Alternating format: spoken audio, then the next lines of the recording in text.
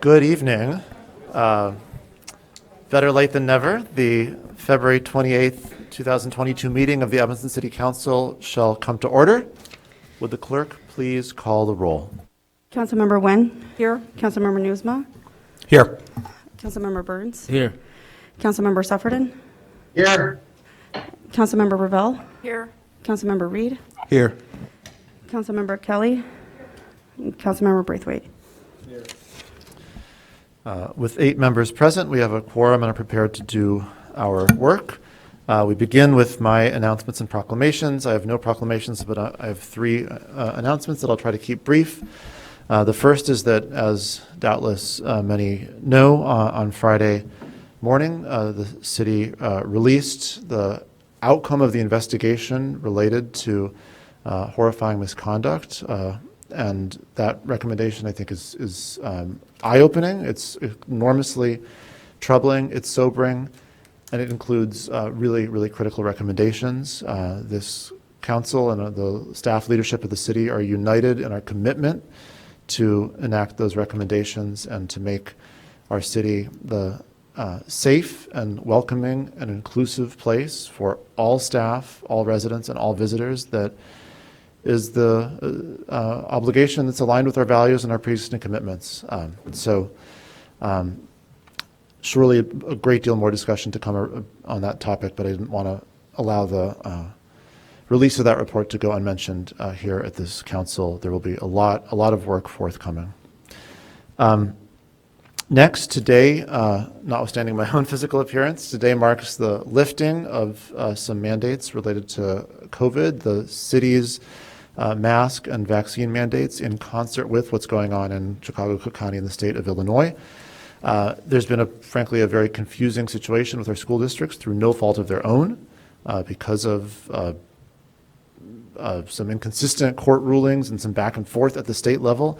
The school districts have been put in an impossible position, frankly, but they're in the process of, in keeping with the developments on the state level, removing the mask mandates there as well. I'll just say that we have, I think, done an extraordinary job as a community by coming together and agreeing to support one another and protect one another. And people are, I think, in a tense spot right now. Some feel, I think, that the mitigations that are still being asked of us are simply too much to bear, and some feel that the rolling back of the mandates is too hasty. And I respect all those views, and I'm trying to listen as much as I can and take them seriously. I would just ask that we all do our best to respect one another's choices and stick together as much as possible, because this pandemic is not over. And continued unity and continued support of one another and continued efforts to keep one another safe are what will allow us to continue to protect people in Evanston. So thank you to the community for that. And finally, the last thing that the world needs right now is a small town mayor opining on global geopolitical circumstances. But I think it's appropriate in light of what's occurring right now in Ukraine, which has frankly horrified so many of us, to note that it appears to be the case that in 1988, Evanston entered into a sister city arrangement with the Dniprovsky district, which is a district internal to Kyiv. And so as the nation of Ukraine, the city of Kyiv, and the Dniprovsky district are undergoing this horrifying situation because of completely unprovoked aggression by a global military power, something that's the world hasn't seen for quite some time.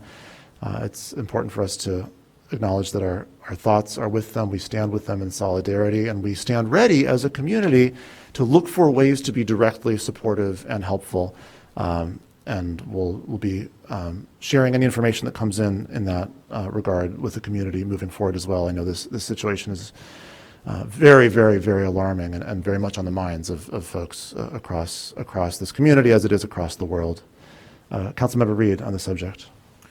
Yeah, I just want to also, again, if we don't need a small town mayor, we certainly don't need a small town council member. But I do as we're going into a holiday, we're not going to have a meeting on next Monday, but next Monday is Casimir Pulaski Day. And I want to just briefly tell us a little bit, for those who aren't familiar, this is a holiday that's celebrated in Illinois. It's not celebrated all across America. And Casimir Pulaski was an Eastern European man from Poland and Lithuania who was fighting against the Russian Empire back in the 1700s. And Casimir Pulaski came to America after losing the war against Russia and having Poland and other countries fall under the Russian control. Came to America in exile, first went to France, met Benjamin Franklin, came to America, connected with George Washington, is credited with saving George Washington's life and potentially changing the tide of the American the American Revolution at the Battle of Brandywine.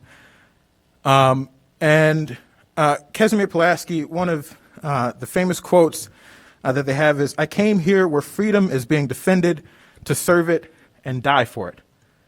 And Casimir Pulaski, a Eastern European person, came to America, made a huge difference here, and died in the American Revolutionary War to serve the cause of freedom. And I want us as Illinoisans, as Evanstonians, as folks who recognize this person to live up to that, to live up to that call, to defend freedom wherever it is, and to do what we can, even as a small city, to stand up for the people of Ukraine and stand up for the people of the world whenever tyranny and anti-democratic efforts are being cast upon folks. I would love to see us set up a small, modest refugee fund. I'm not going to make a motion now, but I would love to see us do that in honor of that spirit.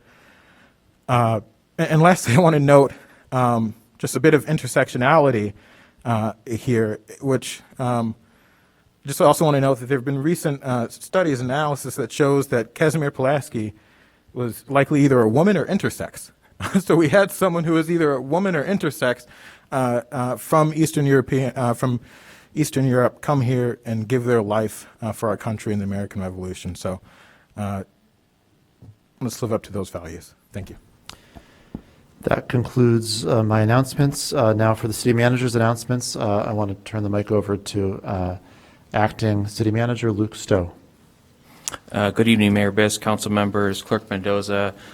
Just one quick announcement. City Manager's office is pleased to share news today that the interim city manager has appointed Audrey Thompson as the new interim director for Parks and Rec, and we look forward to Ms. Thompson leading the Parks and Rec on a new course. Thank you, Mayor.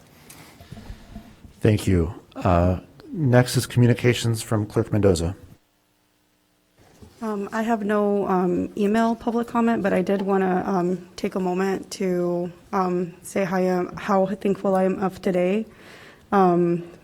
Just for the first time, I'm going to be able to sit up here, with mostly as a Latina, to see someone who represents me, and that is something that I am so happy of. And I really do want to thank our mayor as well, and Juan. I want to thank you for taking the steps that are necessary to ensure that, as a city, we are equitable and are providing representation for a growing population. And thank you for taking the opportunity that you have right now to do that. And thank you to Juan for stepping up, for serving your community and providing yet another bridge to another community, to the city. And to our staff and to everybody who works every day to make government work. Thank you for that. Thank you very much. This brings us to public comment. This evening, every participant in public comment will have 2 minutes and 40 seconds. As usual, we begin with those who signed up in person to speak in person, beginning with Dan Coyne. Thank you, Mayor, City Clerk, and City Council. Dan Coyne, 9th Ward, and I just want to affirm the process our mayor went through in appointing our 9th Ward alderperson. I am just so proud of Senor Juan, who's known as Senior Juan in the halls of Oakton School where I work, and where his children are taught, and where he leads us as a community PTA leader. I wholeheartedly believe that Senior Juan is going to represent not just the Ninth Ward well, but the entire city of Evanston. And because of this historic event, I think because now we have a Latino on our council, I want to say, Mayor Biss, you made the right decision. Thank you.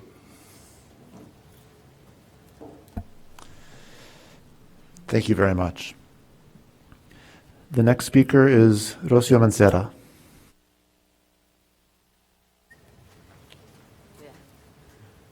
Hola, buenas noches. ¿Puedes traducirme, por favor? Hello, good afternoon. Mi nombre es Rocío Mancera My name is Rocio Mancera. y estamos muy orgullosos que Juan es el primero que fue nominado por el mayor. We are very proud that Juan is the first person to be nominated by our mayor. Gracias por esta nominación. Thank you for this nomination. Es muy importante. It's As- very important. Ha sido mucho tiempo para que algo así suceda. It's been a long time for something like this to occur. Necesitamos esta representación We need this representation para la comunidad latina for the Latino community, y que todos se comprometan and that everyone promises or para seguir transparentes to y continue abogando to be transparent and to advocate para servicios para toda la comunidad. for services for the entire community. Gracias. Thank you. Thank you very much, and thank you for the translation. The next speaker is Rebecca Mendoza.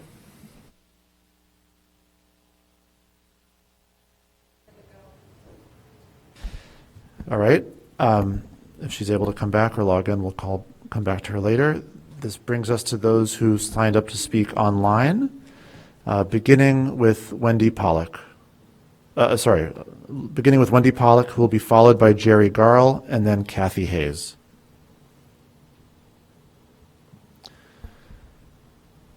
Good evening. I believe I'm unmuted. Yep, we can hear you. Yes. Thank you.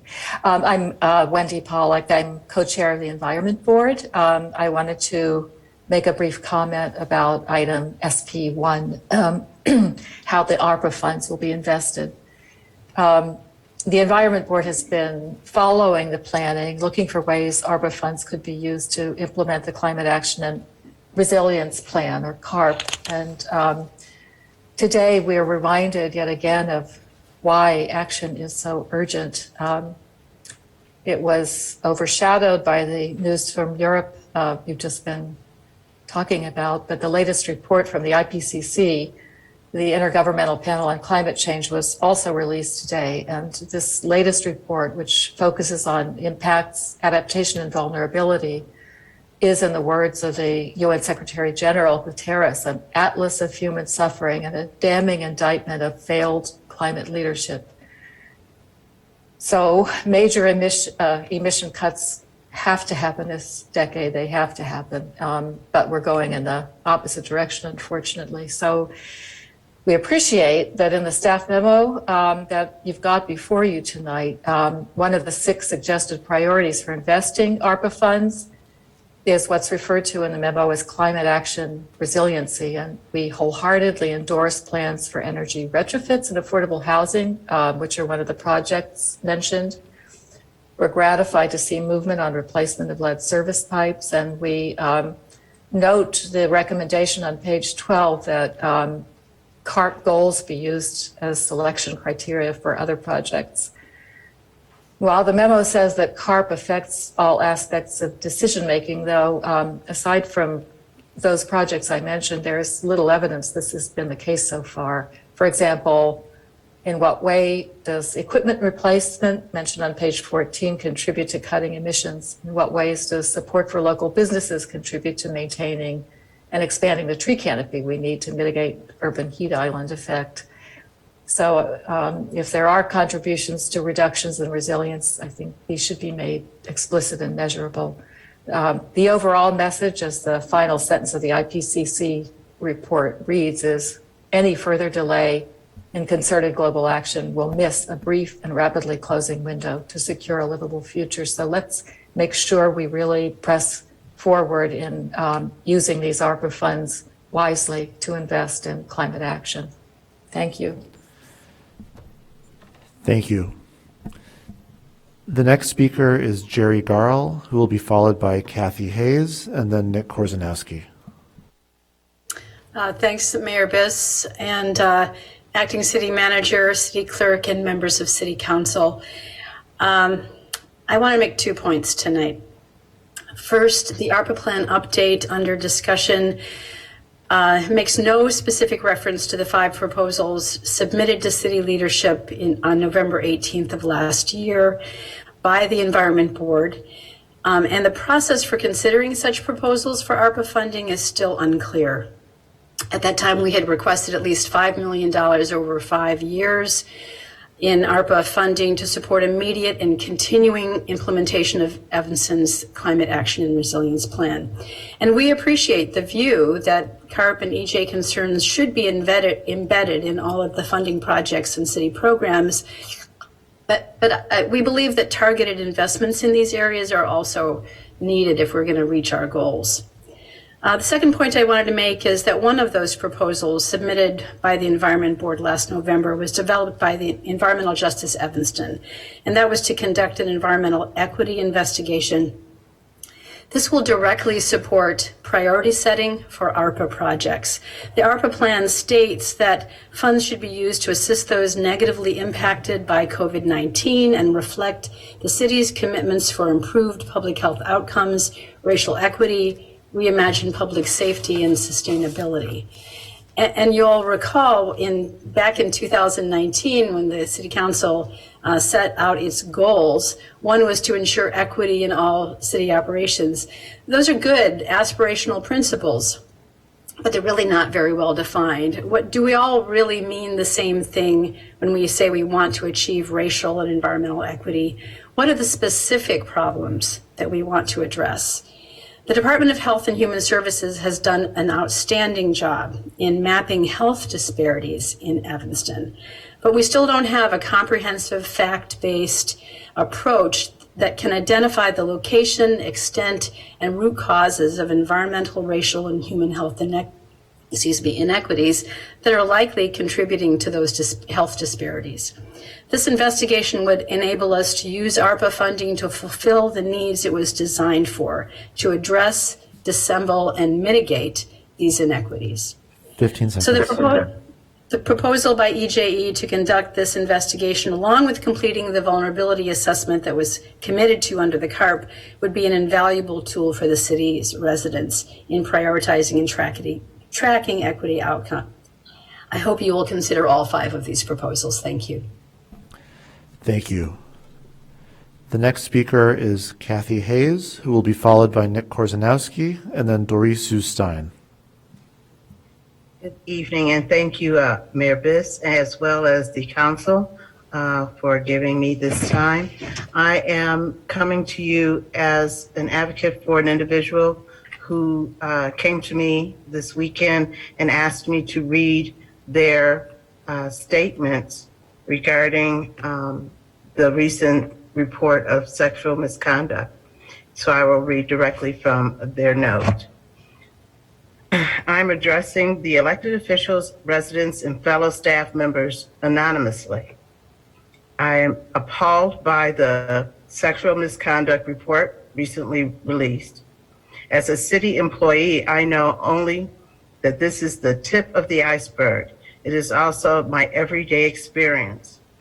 The same toxic work culture permeated the lakefront persists within the walls and halls of this organization.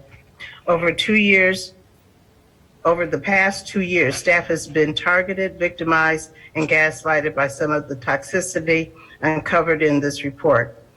When it was brought to the attention of officials, specific people faced direct retaliation from leadership.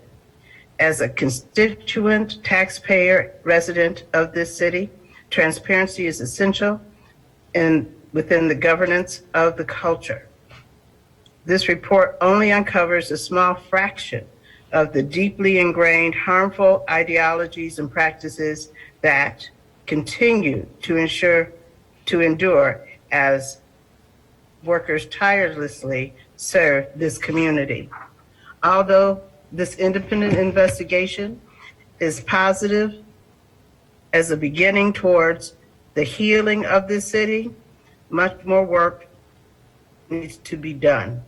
Staff cannot speak publicly about this dark undercurrent that still prevails this workplace for fear of retribution. If the city is committed to change, you will continue to uncover the root causes for low employee morale and mass employee retirements and resignations. The city and empowered leaders are fully accountable to staff, residents, taxpayers of this city. Thank you for your time. Again, this was submitted to me, and I agreed to read it for the individual who is concerned about retaliation regarding her remarks or their remarks. Thank you so much for your time. I hope that this works out well for everyone here in the city. Thank you. The next speaker is Nick Korzanowski, who will be followed by Dory Sue Stein and then Sue Lolbach. Thank you, Mayor Biss, and I hope everybody can hear me. And hello, it's been a while. Good evening. I want to speak about SP2 tonight, Lot 1, down in the 3rd Ward. Obviously, you know, I'm a big advocate for tackling the affordability crisis in Evanston. Affordable housing is a big part of that, obviously. But that doesn't mean that I'm in support just inherently of rhetoric towards affordable housing. Like, it's not enough just to speak to it. There needs to be something behind it. And the proposal before you tonight in SP2, I don't think rises to that demand.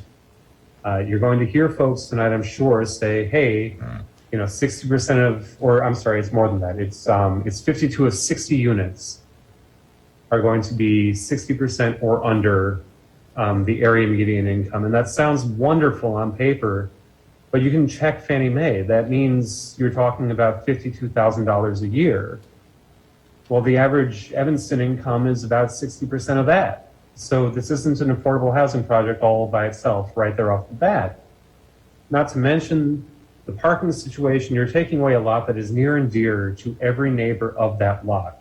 Anytime somebody says, well, it's underused, that doesn't mean that the use it's getting is not a lifeline for the people in that immediate area.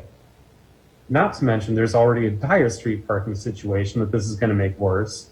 Not to mention that it's already a dangerous street area. People drag race on that street. If I have to commute by there, I know it's going to be just like a more tense commute than if not. That area is not somewhere that we can just be willy-nilly with. And on top of that, there's no assurance in any of this proposal that there will be folks displaced by this. There's no assurance in the proposal that they're going to be taken care of. Those are seniors. Those are disabled folks. Those are 3rd Ward residents. And there are neighbors. And there's nothing here to guarantee their safety. And on top of that, there's a very real possibility that this RFP should have never gotten this far. As of the RFP, and I'm sorry to just be reading this, of April 12th, 2021, right after the election, 15 seconds. Reporting of C1A, that means no green space whatsoever. I'm not sure that agrees with CARP. And I'm running out of time, so I'm gonna speed up here. The neighbors in this area are adamant that nobody has contacted them whatsoever, that no information about this has been given to them, that lip service at best has been paid. There is no reason whatsoever to fast track this like the proposal indicates you ought to with a vote yes tonight. There are so many other reasons. I'm just running out of time, but please, I implore you, at the very least, take care of the C1A issue, maybe refer it back to zoning. I don't know, but at least clean this up before it goes to a vote or it gets an approval. Thank you for your time. Thank you. The next speaker is Dory Sue Stein, who will be followed by Sue Lolbach and then Calvin Lynn. Hello. My name is Dory Stein, and I've lived in the neighborhood of Parking Lot 1 most of my life, and I've lived adjacent to it since 1984. We've heard a lot of talk about equitability tonight. I'm talking to you from a nursing home where two of my family members are, and all three of us are seniors and disabled. So one of them was severely affected by COVID. Where are we going to go? And we talk about diversity. 6 African-American families are going to be displaced. We're a neighborhood. We've talked about trees today. Well, all the way back in the 80s, when I worked for the city as doing their weatherization programs and energy programs for low-income seniors, we had a forestry department and came out, and the tree in my backyard then was the second largest tree of its type in the city of Evanston. Poor people need green space. I was very involved as a child with the Ecology Center, and I am the former conservation chair for Chicago Audubon and the Great Lakes chair for the Sierra Club, both at the Chicago level and the state level. And the thought of having no green space, for many years, I've gardened together with the people in the Cook County housing townhomes. We've community gardened. We would like to see the area somewhat of a food desert. There's going to be no space to garden, no place for children. Lincoln and Oakton School are already overcrowded. As Nick said, the street is dangerous and there have been numerous car accidents there. Where are all these children going to go, and where are we going to go? We've lived there for years. Some of the people that lived in the Cook County housing development actually died there. They lived there so long. 15 seconds. Okay, as a city, what's going to happen to us? Why is our neighborhood being taken? Why are we being displaced? And we did a FOIA, and we never got answers to our questions. And we asked for copies of the paperwork that we were supposedly shown. Time. And never produced. Thank you. Thank you very much. The next speaker is Sue Lolbach, who will be followed by Calvin Lynn and then Brian Knowles. Great. Hi. Sorry, I tried to sign in online to speak in person, and it didn't work. And I'm also very glad during all these months of talking on Zoom, I didn't realize how big one's head is up on that screen. I'm Sue Lolbach. I work at Connections for the Homeless, and I just want to congratulate the city for moving forward with this development of 48 new units of affordable housing in a 60-unit building on city-owned land. This is a really great step.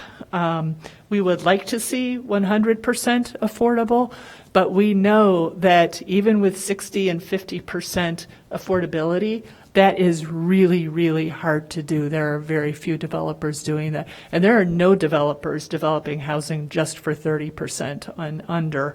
So this is a really great step. Congratulations as well for the range of proposals that you received. This is really exciting. It shows that there's an appetite among developers to do this kind of work, and it shows that it is possible. We can create affordable housing. We feel this is really an ideal use of city-owned property and are really proud that the city is doing this. We urge the city to consider doing this with other properties, particularly the recycling center. We think is a good opportunity there. We urge you to continue to cultivate relationships with developers who will consider affordable housing.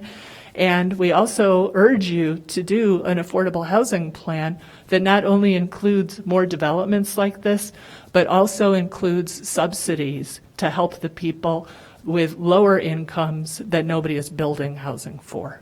Thank you. Thank you. The next speaker is Calvin Lynn, who will be followed by Brian Knowles and then Leslie Shad. Good evening, Council. Can you hear me? We sure can. I would like to comment on the last speaker about affordable housing. I'm for affordable housing. I work with several affordable housing advocates like Riva Place Development and affordable housing for community development. But my question is, this development here has not been researched or has an impact study how it would affect the community. The loss of green space and the loss of the equity in property that it would surround affects us all. I'm adjacent to the property of South Boulevard. I sit right next door to the parking lot, and I've been a property owner here since 1995. When I moved here, the parking lot was underdeveloped, it wasn't maintained, and they didn't even plow along the property line that I sit along South Boulevard in Hinman, which they said they want to redevelop. But there's trees here that are along the property line that's in line with Hinman that goes north to the city parking lot. I mean, to the city north of Hinman. But my point is that I would lose equity in my property. I would lose health from the property being 5 stories or 6 stories high, blocking the sunlight from my house. And the property line that I maintained for over 25 years, they want to take, and I've been paying taxes for that for the last 25 years or more. I think that the transparency from the impact study, the height of 5-story buildings adjacent to my property is only 2 stories, which South Boulevard is mainly 2-story dwellings from Hinman all the way to Michigan. The landscape on Hinman going north is 15 all seconds. 3-story buildings, and they go higher, and their landscape is at least 30 feet away from the curbside. If they build the development here, it would be a brick wall in front of my house where I have a 90-year-old mom and myself that we need sunlight and green space. Time. Also, the school will be impacted. The raceway between Chicago Boulevard and Hinman from the traffic light would be an impact. There's a Thank lot you very of much. landscape that needs to be considered before they consider this development. That's my concerns, and I think that this should be reevaluated. Thank you. Thank you. The next speaker will be Brian Knowles, followed by Leslie Shad, and then Cecile McHugh. Hi, thank you. This is Brian Knowles. I live at 507 South Boulevard. I live directly across the proposed site for the South Boulevard project. I actually represent 4 generations of Evanstonians, all residing at 507 South Boulevard. So we have a particular invested interest in the South Boulevard project. I'm asking the council to deny 18R22 in an attempt to slow the process down and get more community input and involvement and just straight across the board better communication. I understand this point is likely to go through, but and if it does get approved, we need better communication about what's going on with the project, the process. When the City Council approved Resolution 21, authorizing the RFPs, we were told that the community would be involved in the RFP process and we would have an opportunity to provide input on the RFPs. But to the best of my understanding, this didn't happen, and rather a special evaluation committee was formed, made of 3 city staff members and 2 Housing Authority of Cook County members. And together, those 5 individuals created a rubric, created the RFPs, interviewed the top 4 proposals, narrowed the selection down to 1, which is PRHL, which I believe the council is voting on tonight about moving forward. Additionally, according to an addendum from a pre-proposal meeting on June 3rd, 2021, it was communicated that the City Council member of Evanston 3rd Ward will request a community meeting with the finalists prior to consideration at the City Council. Following City Council review and approval from HUD, the City and HAC will initiate negotiations with team with the highest ranked proposal. So it seems to me that all of this was skipped and we didn't get the community input. And I am aware that there were a couple of occasions, I think 2 or 3 meetings, but those meetings aren't well advertised. It's hard to find when meetings are happening. So it's hard to really say and understand where we are in this process. I'm not exactly sure I understand where we are, what the council is voting on tonight. But it does appear that the RFP process has gone through and the proposals have been narrowed down to 1 with little to no input from the community. 15 seconds. And there are a lot of people who are being impacted by this decision being made from 5 people. Lots of questions. So I'm objecting and would plead with the City Council not to move forward and deny the resolution, just to slow things down and to get more community input. Thank you. Thank you. The next speaker is Leslie Shad, who will be followed by Cecile McHugh and then Doreen Price. Hi, I'm Leslie Shad in Ward 3, and I couldn't figure out how to do this in person, so sorry. But I just wanted to mention SP2 and going for an RFP. I just wanted to encourage you to ask the successful applicant to consult with Bird Friendly Evanston or think about habitat as well. There are many, we're losing biodiversity, and a lot of the changes in building design have almost no cost, substituting metal railings for glass railing. So I just want to put that out there, that when the city is offering RFP or funding for Northlight or something, if they could speak with us. And Northlight is talking to us. But anyway, thank you for all you're doing. Thank you. The next speaker is Cecile McHugh, who will be followed by Doreen Price and then Betty Esther. Hi, I'm Cecile McHugh. I live at 1926 Orrington, within 1,000 feet of the proposed development for 1732 to 1740 Orrington. I'm speaking against the planned development because the change to D3 zoning is not appropriate for this area. The building height is out of scale for this location, and the public benefits of the proposed development to our immediate community do not mitigate the impact of the new development on our immediate community. D3 zoning, intended to provide the highest density of business infill development and large-scale redevelopment in downtown Evanston, is not appropriate here, whereas D2 zoning, the current zoning, intended to support traditional downtown shopping in Evanston, is appropriate here and something to encourage, not to move away from. This building will tower over all the other buildings nearby, excepting the Orrington Hotel, nowhere near as tall as this development.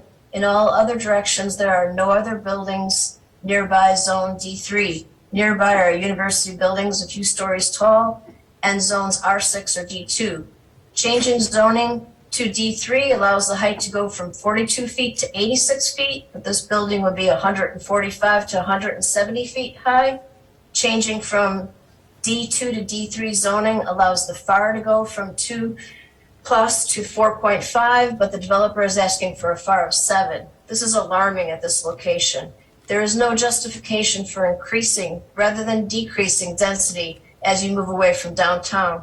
Looking on page 47 of the packet, at least that was a page number on the P&D packet, this building with the height and bulk it has is positioned seemingly with no space to speak of between it and the little Beck's building next to it. It looks ridiculous, and it would detract so much from the appearance of the block. Pedestrians such as myself enjoy the pedestrian-friendly scale that this lot and the blocks around it now have. I'm concerned that this area will be spoiled by this monstrous office building, and there'll be a domino effect of increased very high density that it's certain to have on the rest of the block and the blocks around it, which contain many buildings I consider historic. The public benefits of a planned development must significantly outweigh the negative impact of the development on the surrounding area, as the packet states. 15 Staff seconds. notes that many of the public benefits do not constitute as public benefits to the surrounding community. I paraphrase that. I will finish up. And given that aside from the alley improvements, what residents will notice, I don't see public benefits to the surrounding community, which means there is no justification for this development. This is an important point. I'm almost done. I was surprised to hear earlier the apartment building described by the developer as dilapidated and vacant. I saw it for rent this year. I saw pictures. It looks satisfactory and perhaps affordable. And we're going to be removing this affordable housing. And so what is the developer doing to compensate us for removing that affordable housing of a 6-flat, which looks attractive and in scale?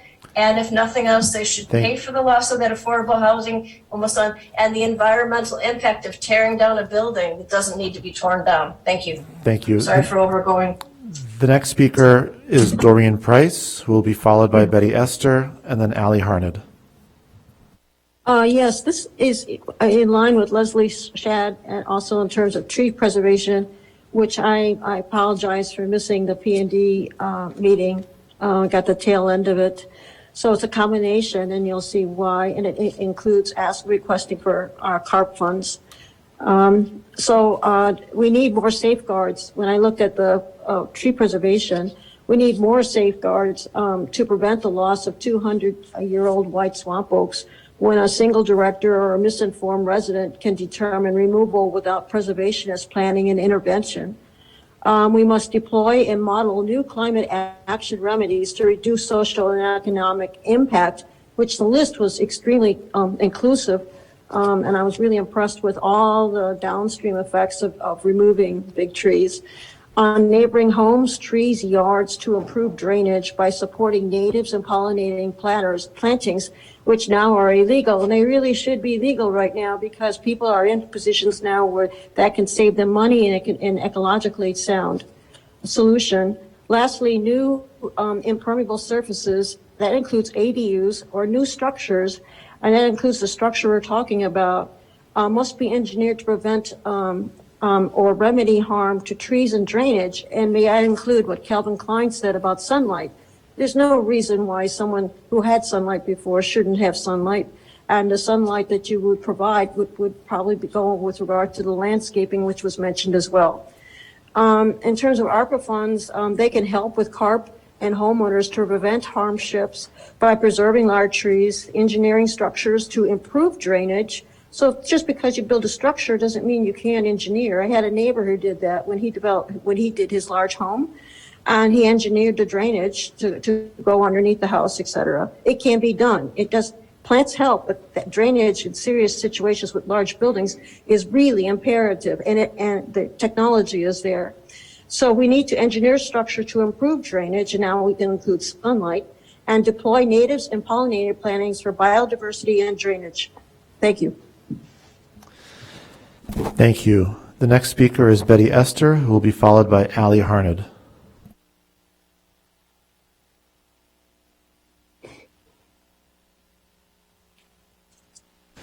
Is Ms. Esther in the Zoom?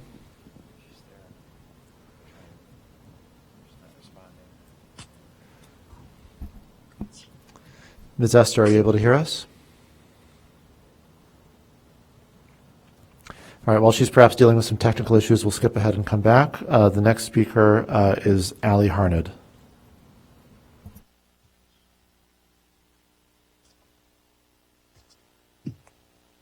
Hi, can you hear me? Sure can. All right. Good evening, honorable everybody. I'm Ellie Harned from the 2nd Ward. And I just wanted to highlight a few items. I don't have a lot prepared, but I wanted to say a few things. First, I read the sobering and shocking report that was released last week about the lakefront issue and the issues in the parks and recreation. And I want to say thank you to the brave young women who brought the petition forward. And to everyone who courageously participated in the investigation that brought these issues to light.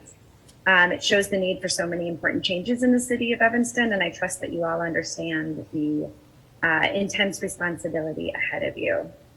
much less critical, but still important.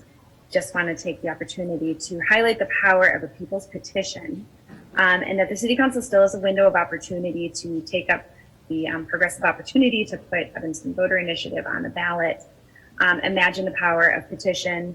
If EVI had passed in March of 2020, that there would not have been a possibility of ignoring a petition or passing it off as just one of the many petitions that get passed around, as our previous mayor stated. The other thing I wanted to say is regarding the housing development on South Boulevard. I echo the previous speakers who highlighted the importance of affordable housing. That's absolutely a need that needs to be met. I didn't have a lot of time to review the packet, but I did see that it was a really close race between Hack and Reba Place.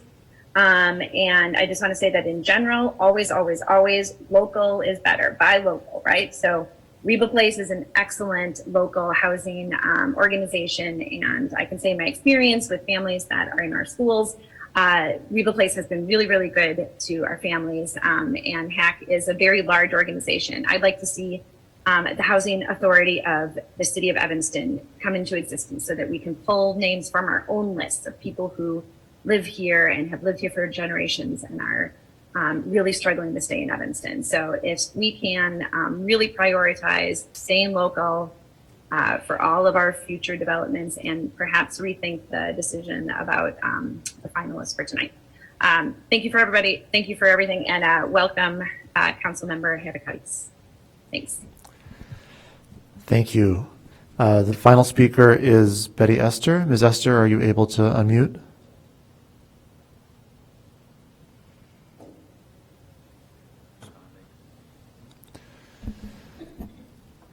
All right, I'm hearing that we're not able to achieve a connection with Ms. Esther. So with that, public comment is concluded, and we move directly to item AP1. Is there any member of council who would like to make a motion on item AP1? Can you guys hear me? Betty Esther, I just talked to her. She's getting ready to call in. Did you say that Ms. Esther is preparing to call in by telephone? Yes. She was at the, I think she was at the emergency room. But she said she's getting ready to call in.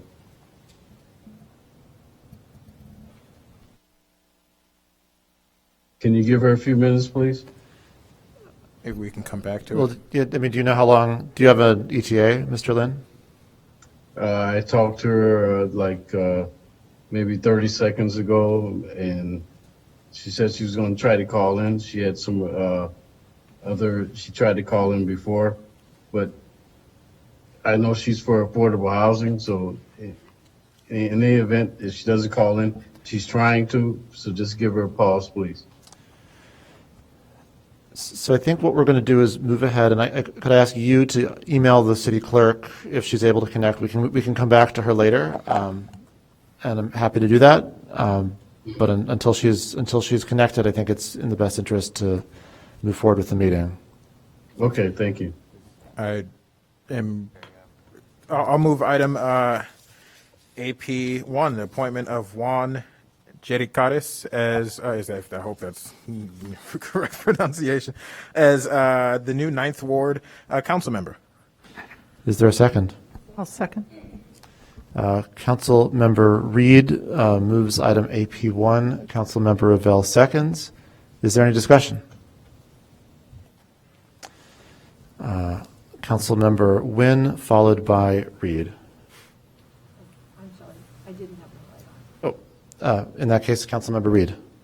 Well, then I'll just say welcome to the board. Really excited to see you. I think representation really matters, and it is important to have our first Latino council member representing on this board. So extremely excited to be supporting, extremely excited. I got a chance to speak to you a bit earlier, and we'll continue, of course, those conversations. I've got you cornered here, so I have plenty of time to talk to you. And so really looking forward to working with you and supporting you. However, I can, I know all of us up here feel the same way.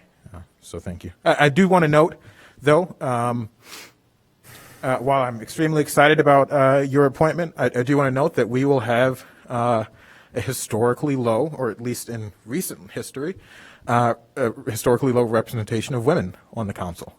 I think you'd have to go back to the 50s or 60s to see this few, maybe even the 1980s. I don't know, but I'm not really okay. Well, thank you. Is there any further discussion on the appointment before us? Seeing none, would the clerk please call the roll? Councilmember Nguyen? Aye. Councilmember Newsma? Aye. Councilmember Burns? Aye. Councilmember Sufferton? Aye. Councilmember Ravel? Aye. Councilmember Reed? Aye. Councilmember Kelly? Aye. Councilmember Braithwaite? Unfortunately, I have to recuse myself because I'm now employed by the university. With 7 voting in favor and none voting against, item AP1 passes. And with that, we will briefly pause our council meeting to perform a swearing in and ensure that we can perform the rest of the meeting with a full complement of 9.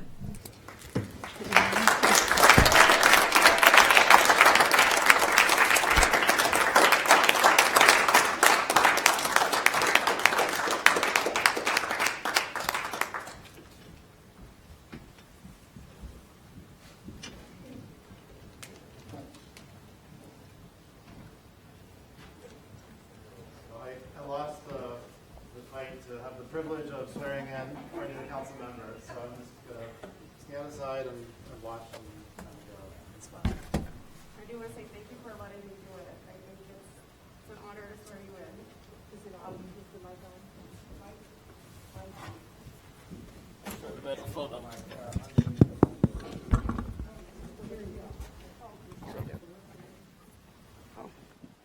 Well, I was saying thank you to Mayor Best for letting me do this. It's a true honor to swear you in, Juan. I'll try not to cry. So raise your right hand, please. I, Juan Herreras, having been elected to the office of council member, appointed to the office of council member in the city of Evanston, in the city of Evanston, in the county of Cook aforesaid, in the county of Cook aforesaid, do solemnly affirm that I will support the Constitution that I will support the Constitution of the United States and the Constitution of the state of Illinois, and the Constitution of the state of Illinois, and that I will faithfully discharge and that I will faithfully discharge the duties of council member the duties of council member to the best of my ability. to the best of my abilities.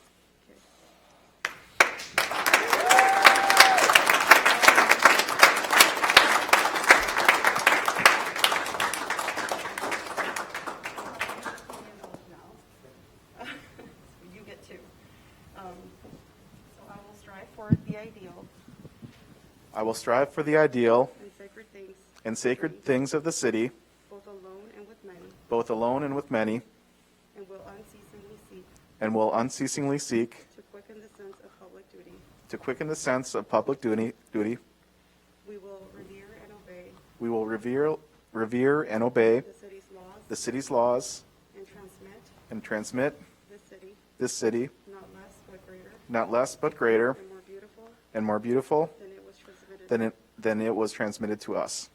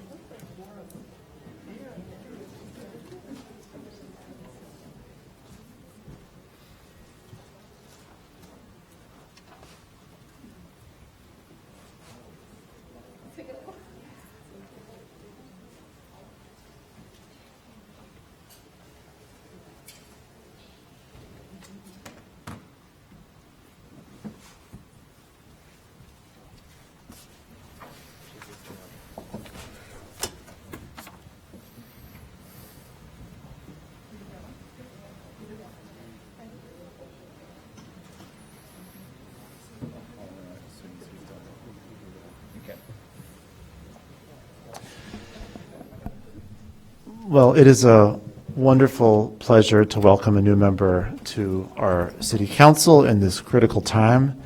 I've gotten to know Juan recently, but have known about his activism and community involvement and engagement for a long time throughout this process, during which we had a number of wonderful candidates of dedicated, community service-minded Ninth Ward residents. He stood out to me as not only so perfectly aligned with the ward's and the community's values, but thoughtful and inclusive and collaborative and level-headed. And your presence here brings what I think we have to acknowledge is far, far, far overdue representation to a community that has not always felt included in this city, and a community whose inclusion I think will be advanced by your presence up on this dais. So I'm really appreciative that you're willing to serve. I think it's going to be a wonderful gift to this body and to the city and to the Ninth Ward. And without further ado, let me for the first time recognize Councilmember Herreras. First of all, I'd like to say thank you for giving me this opportunity. My friends and family know that I'm a man of few words. I just want to thank my friends and family and the community for all the support. I couldn't be here without all these people, so I look forward to serving with all of you. Thanks. Thank you very much. And again, welcome. Now, I've been told that Ms. Esther is available in the Zoom, so let's just revert to public comment for our last commenter. Ms. Esther, are you able to unmute and contribute?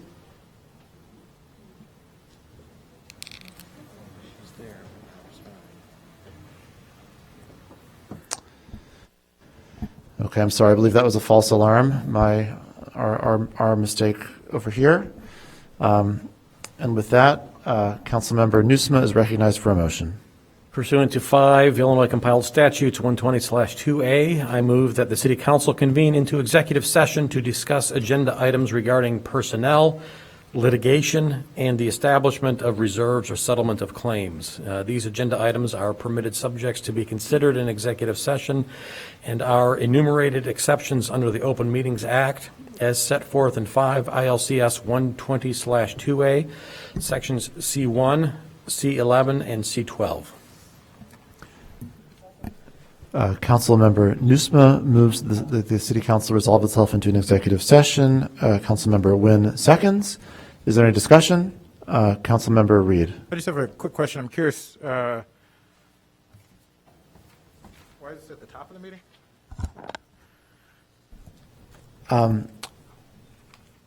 I felt that because of the items that we're going to be discussing related to personnel, which I think are important and have long-term stakes for the city, it was important for us to be fresh. And given, I'm not sure that I thought it would necessarily be 8:40 by now, but given that I had a feeling that the early portion of the meeting would take some time, I thought this was the most prudent way to handle the issue. Seeing no further discussion, would the clerk call the roll? Councilmember Nguyen? Aye. Councilmember Nusma? Aye. Councilmember Burns? Aye. Councilmember Sufferton? Aye. Councilmember Ravel? Aye. Councilmember Reed? Aye. Councilmember Herreras? Aye. Councilmember Kelly? Aye. Councilmember Braithwaite? With 9 voting in favor and none voting against, the motion passes. At 8:41 p.m., the City Council resolves into an executive session to begin immediately in the council member library. To the point just made, there will be votes after this. I would anticipate this taking in the ballpark of an hour, and we'll come back here and continue our work as soon as possible.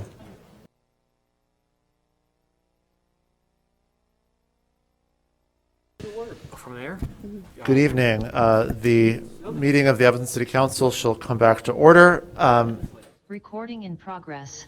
It is, it's already 10:35, so everyone who's still here has been extraordinarily patient. Out of appreciation for that patience, we're going to juggle the order slightly since I think a lot of folks are here for item SP2. Would someone make a motion on SP2? I move item SP2, authorizing the city manager to proceed with the PIRHL development to develop mixed-income housing located at 504 through 514 South Boulevard. Second. Councilmember Reed moves item SP2. Councilmember Nguyen seconds. And on this item, I believe we have a presentation from, is it from Ms. Flax? From Mr. Zalmazak. Yeah. Sorry, we're getting there. Oh. Okay, call us up. Good evening, Mr. Mayor, members of the City Council, City Clerk Mendoza. My name is Paul Zalmazak. I serve the community as the Economic Development Manager. Pleased to be here tonight. Thank you for the opportunity to run you through a quick process for the 504 to 514 South Boulevard project, which is a city-owned parking lot and a 4-unit public housing authority Cook County development. I plan to read every word on this slide at this late hour, so please hang in there. I just wanted to share with you the kind of extensive process we went through. This dates back to 2017, kind of through 19, where once Councilmember Nguyen chaired the Transportation Committee, we talked about this years ago, and have, over the last 2 to 3 years, have developed a process, issued an RFP, and went through an extensive review process. These RFPs were due in July. A staff committee, along with the HAC committee, Housing Authority of Cook County, reviewed the proposals, and we've come in to select the one we're presenting tonight from Pearl, and they'll talk a little bit about their project. They closely met our RFP requirements, including affordable, wide range of households, amenity spaces, and really the family size units is what we were really focused on in this project. We did put an upward limit of C1A or R5 zoning on this project, so we wouldn't have a tall building on the site, and we made sure that the 20 of the parking spaces were replaced. 20 was picked because that was kind of the average usage of parking in that lot. I'm stressing that this is the very, very beginning of this process. We are not selecting this building, we are not selecting this design, we are selecting this conceptually to move on to the next step of the process, which would be to enter the zoning analysis phase. We are asking the council tonight to approve direction to allow us to move forward with their proposal. I'm going to invite our Housing Authority partner to the microphone to talk about the next steps in the Housing Authority process. But I want to stress, this is going to take 6 to 9 months. We're at the beginning of the zoning analysis process. We need HUD review. And I'll invite Ms. Guzman to the microphone. Hi, everyone. Nancy Guzman, Director of Development at the Housing Authority of Cook County. And as want to reiterate what Paul said, we're very early in the process here.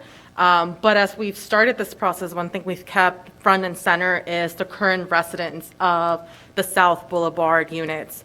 So right now, those current residents are living in 4 different units that are composed of 2 2-bedroom townhomes and 2 3-bedroom townhomes. On July 14th, we did hold an early meeting with the residents to inform them of the RFP process that we were undergoing with the city of Evanston. We also used that as an opportunity to share with them the opportunity that would be available to them to receive housing choice vouchers that would enable them to find alternative subsidized housing in Evanston or in any other city of their choosing. More importantly, as part of the RFP process and as we continue our discussions with Pearl, is the fact that the current residents will have priority in coming back to the new project if they wish. So they will not be displaced. They will have an ability to return back to the new project and improved project if they wish to. For those residents that do wish to relocate, I will say that we'll be working on a full relocation plan that will also entitle them to cover the relocation expenses up to 50 miles away from the current site. So in no way will they be economically hurt by the project in any shape, way, or form. To that end, again, we're very early in the discussion, and that was just a preliminary meeting to ensure that our residents were informed that we were moving forward with this RFP process. And we're very excited with the concept that Pearl has presented, and really look forward to be able to continue the discussions with the community and with the residents and with the city to make this project come to fruition. Thanks. And I'll pass it on now. I'll bring forward the developer to further discuss the concept that has been presented. Thanks.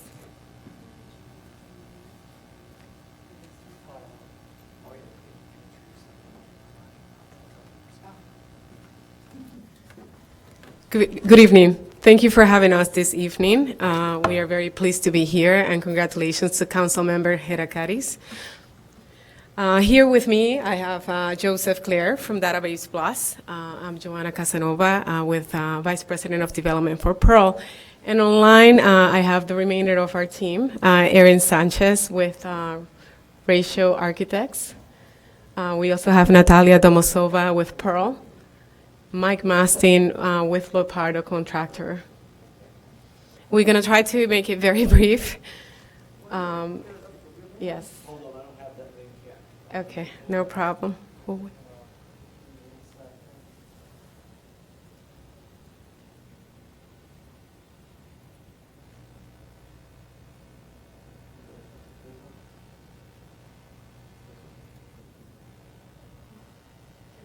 Yes.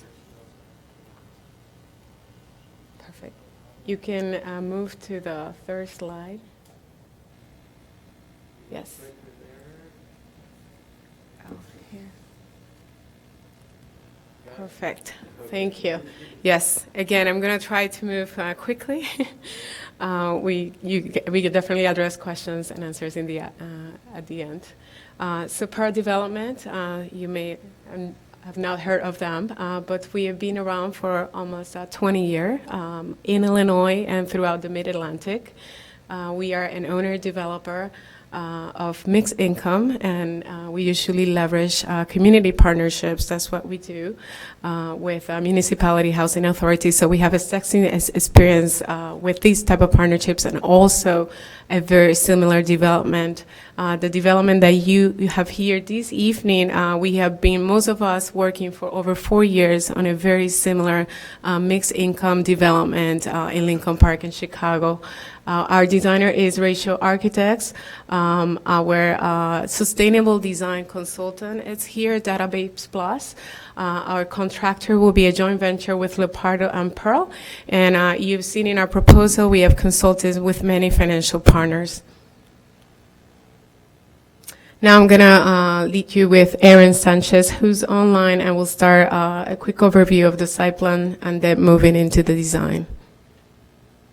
Erin, can you take the stage? Thank you, Johanna. Perfect. As Johanna mentioned, my name is Erin Sanchez, and I work with Ratio Design, Ratio Architects here in Chicago, in the Loop. And I guess I will describe a little bit about our design for the site. So because of the proximity to the South Boulevard CTA stop, we wanted to take advantage of the TOD and benefits from the inclusionary housing ordinance. So that helps reduce the amount of resident parking that is available and allows us to maintain 20 spaces for the city's continued use for rental parking as they see fit. I know that there are some permits or passes that they already have with some folks in the lot that's existing there currently. We are planning on keeping the Hinman Avenue right-of-way, and we look to better define the western edge of that street, so creating a more identifiable boundary between the street and our new building and the parking area design. And when we were looking at this project, we wanted to be sensitive to scale. So our design steps down in height to meet the residential areas to the north and east of the site, walking from 5 stories down to 3 at the eastern edge. And the building is also set back from South Boulevard to provide front yards, green space, and to preserve the neighborhood pedestrian feel of the area. We also did take a look. I know that there were some preliminary studies that Evanston had done with the residents and the neighbors in the community. The visual preference summary we studied quite closely. And we did find that a lot of folks seem to prefer the townhouse look, the townhome look. And there were also quite a few comments based on scale and trying to remain scale sensitive to the neighborhood. So these were things that we seriously considered and incorporated into our design as we were working through the process and coming up with our design concept. The townhome style allows for walk-up units and front doors and front yards, which we actually think are really great because they allow for equitable access that will help the new residents blend in with the community of their neighbors. And the townhouse also townhomes also have 4 3-bedroom duplex units, among other unit types. So there's a good mix of the types of families and people who will be living in this building.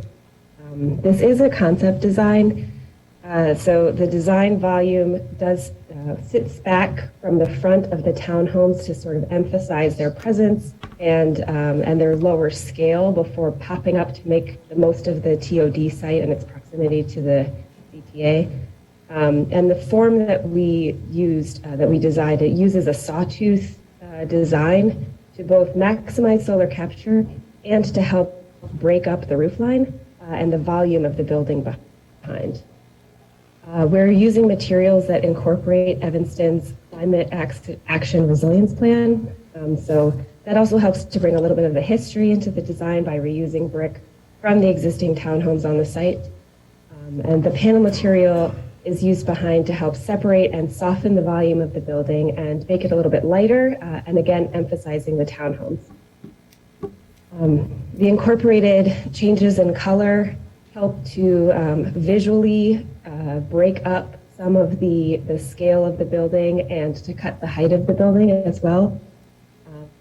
But I will say this is a concept design, and we would very much like the opportunity to have more direct engagement with the residents of the community and to be able to receive some feedback. So I think I'll pass it on to continue our presentation. Thank you, Erin. We have designed a project that we believe maximize the needs of the community. It is our goal to provide high-quality, affordable housing opportunities. That's what we usually do. So we have developed a mix of incomes with about 80% below 60% the average median income. So we also have the goal to target lower income levels with some project-based voucher subsidy with about 18 apartments. And we also believe in diversity of income levels. So we have market rate units, and we believe this is a great location for this. We have successfully implemented these type of ratios in similar communities. We understood there's a benefit for larger units, 2 and 3 bedrooms, and those include more than 60% of the units. As you've heard, we try to be creative in a duplex style, benefiting for families. And we've heard the minimum proposal. This is a parking space, and I know there's a parking need. We've heard that loud and clear, and we have exceeded the minimum requirements of the RFP. So we have 65 parking spaces on the development. So here you can see a little bit more about the unit mix design. And now I'm going to lead you with our sustainable design, Joseph. Thank you, Joanna. I'm Joseph Clare, principal with DBHMS. I oversee the Database Plus Human-Centered Resilience and Sustainability Studio. We work to help make meet Pearl's goal of maximizing the way that the project ties in with CARP and the region-leading goals that Evanston has set. And so to that, we have a low-carbon building with zero carbon operational from day one. There will be 60% of the energy will be generated on-site through renewables, with the other 40% coming through an off-site PPA, purchasing renewable energy. So it'll automatically comply with that element of the goals. But it's also going further. As I mentioned with the parking, there is already going to be infrastructure in place for electric vehicles on day one, with the capacity to increase to up to 50% of the parking spaces as the market and the community's goals continue to move forward. Complementing that, we're also going to be looking at best management practices for stormwater. There will be a green roof. There will be permeable pavers. There will also be rainwater reuse to minimize the effects that stormwater and flooding have, which obviously is another key element to our region. And tying into that, the sustainable landscape design will have native, adaptive vegetation, again, just maximizing all we could to comply with the requirements that Evanston already has in its plans. Right, and lastly here, we understand that supportive services are key to making sure that the residents have all of those service in order to maintain housing stability and promote economic security and obviously employment. We have great resources of employment, so we work usually with employers in the areas and local organizations. I actually have experience with working with nonprofits, IFF in Chicago, and have many relationships with even organizations here in this community. So our commitment is to work with the City of Evanston, the Housing Authority of Cook County, and the residents in the community to leverage those resources and make sure that we not only take care of the physical asset, but also the human side. So we have included some financial budget in this development to make sure that we have those resources for staffing to coordinate those services, either in the development or off-site nearby. So thank you. We're here to answer any questions. Thank you very much. Is there any discussion? We'll begin with Councilmember Nguyen. Yes, thank you, Mr. Mayor. Thank you very much for this building and for all of the various parts of it that you've just described. You know, this has been, as Mr. Salmasak said, been under discussion for almost 5 years, coming up with using this underutilized asset along with Hack's property to finally design and have in Evanston the size and quantity of, if not the total quantity, but a significant quantity of affordable housing that meets the needs of families and people here in the community. So I think the design is very exciting. I like the idea of a townhouse design, that it's set back from the street, that it is in context with the community, and that it retains the 20 parking spaces that are regularly used in that Lot 1, and that the community members who are there now in Hack have first opportunity to move into this. So I appreciate all of these things, particularly the sustainability aspect of the building. You know, I saw in the proposal that it's net zero, and I think you might be the first residential property in Evanston that is net zero. So that's in every way, I am very impressed by this, and I do think this gives us, the city, a template to move forward, to have market rate mixed with affordability, and have that market rate help drive and finance the ability to have more affordable housing. So, I think that this looks very good, and I'm really eager to get it going through our zoning process. And I'm just going to jump the gun on you and say we also need it to be bird friendly. Yeah. So. Yeah, and we want to clarify, we definitely worked significantly on making sure we have the sustainability requirements we're trying to achieve. On the net zero side, we are definitely committing to those goals.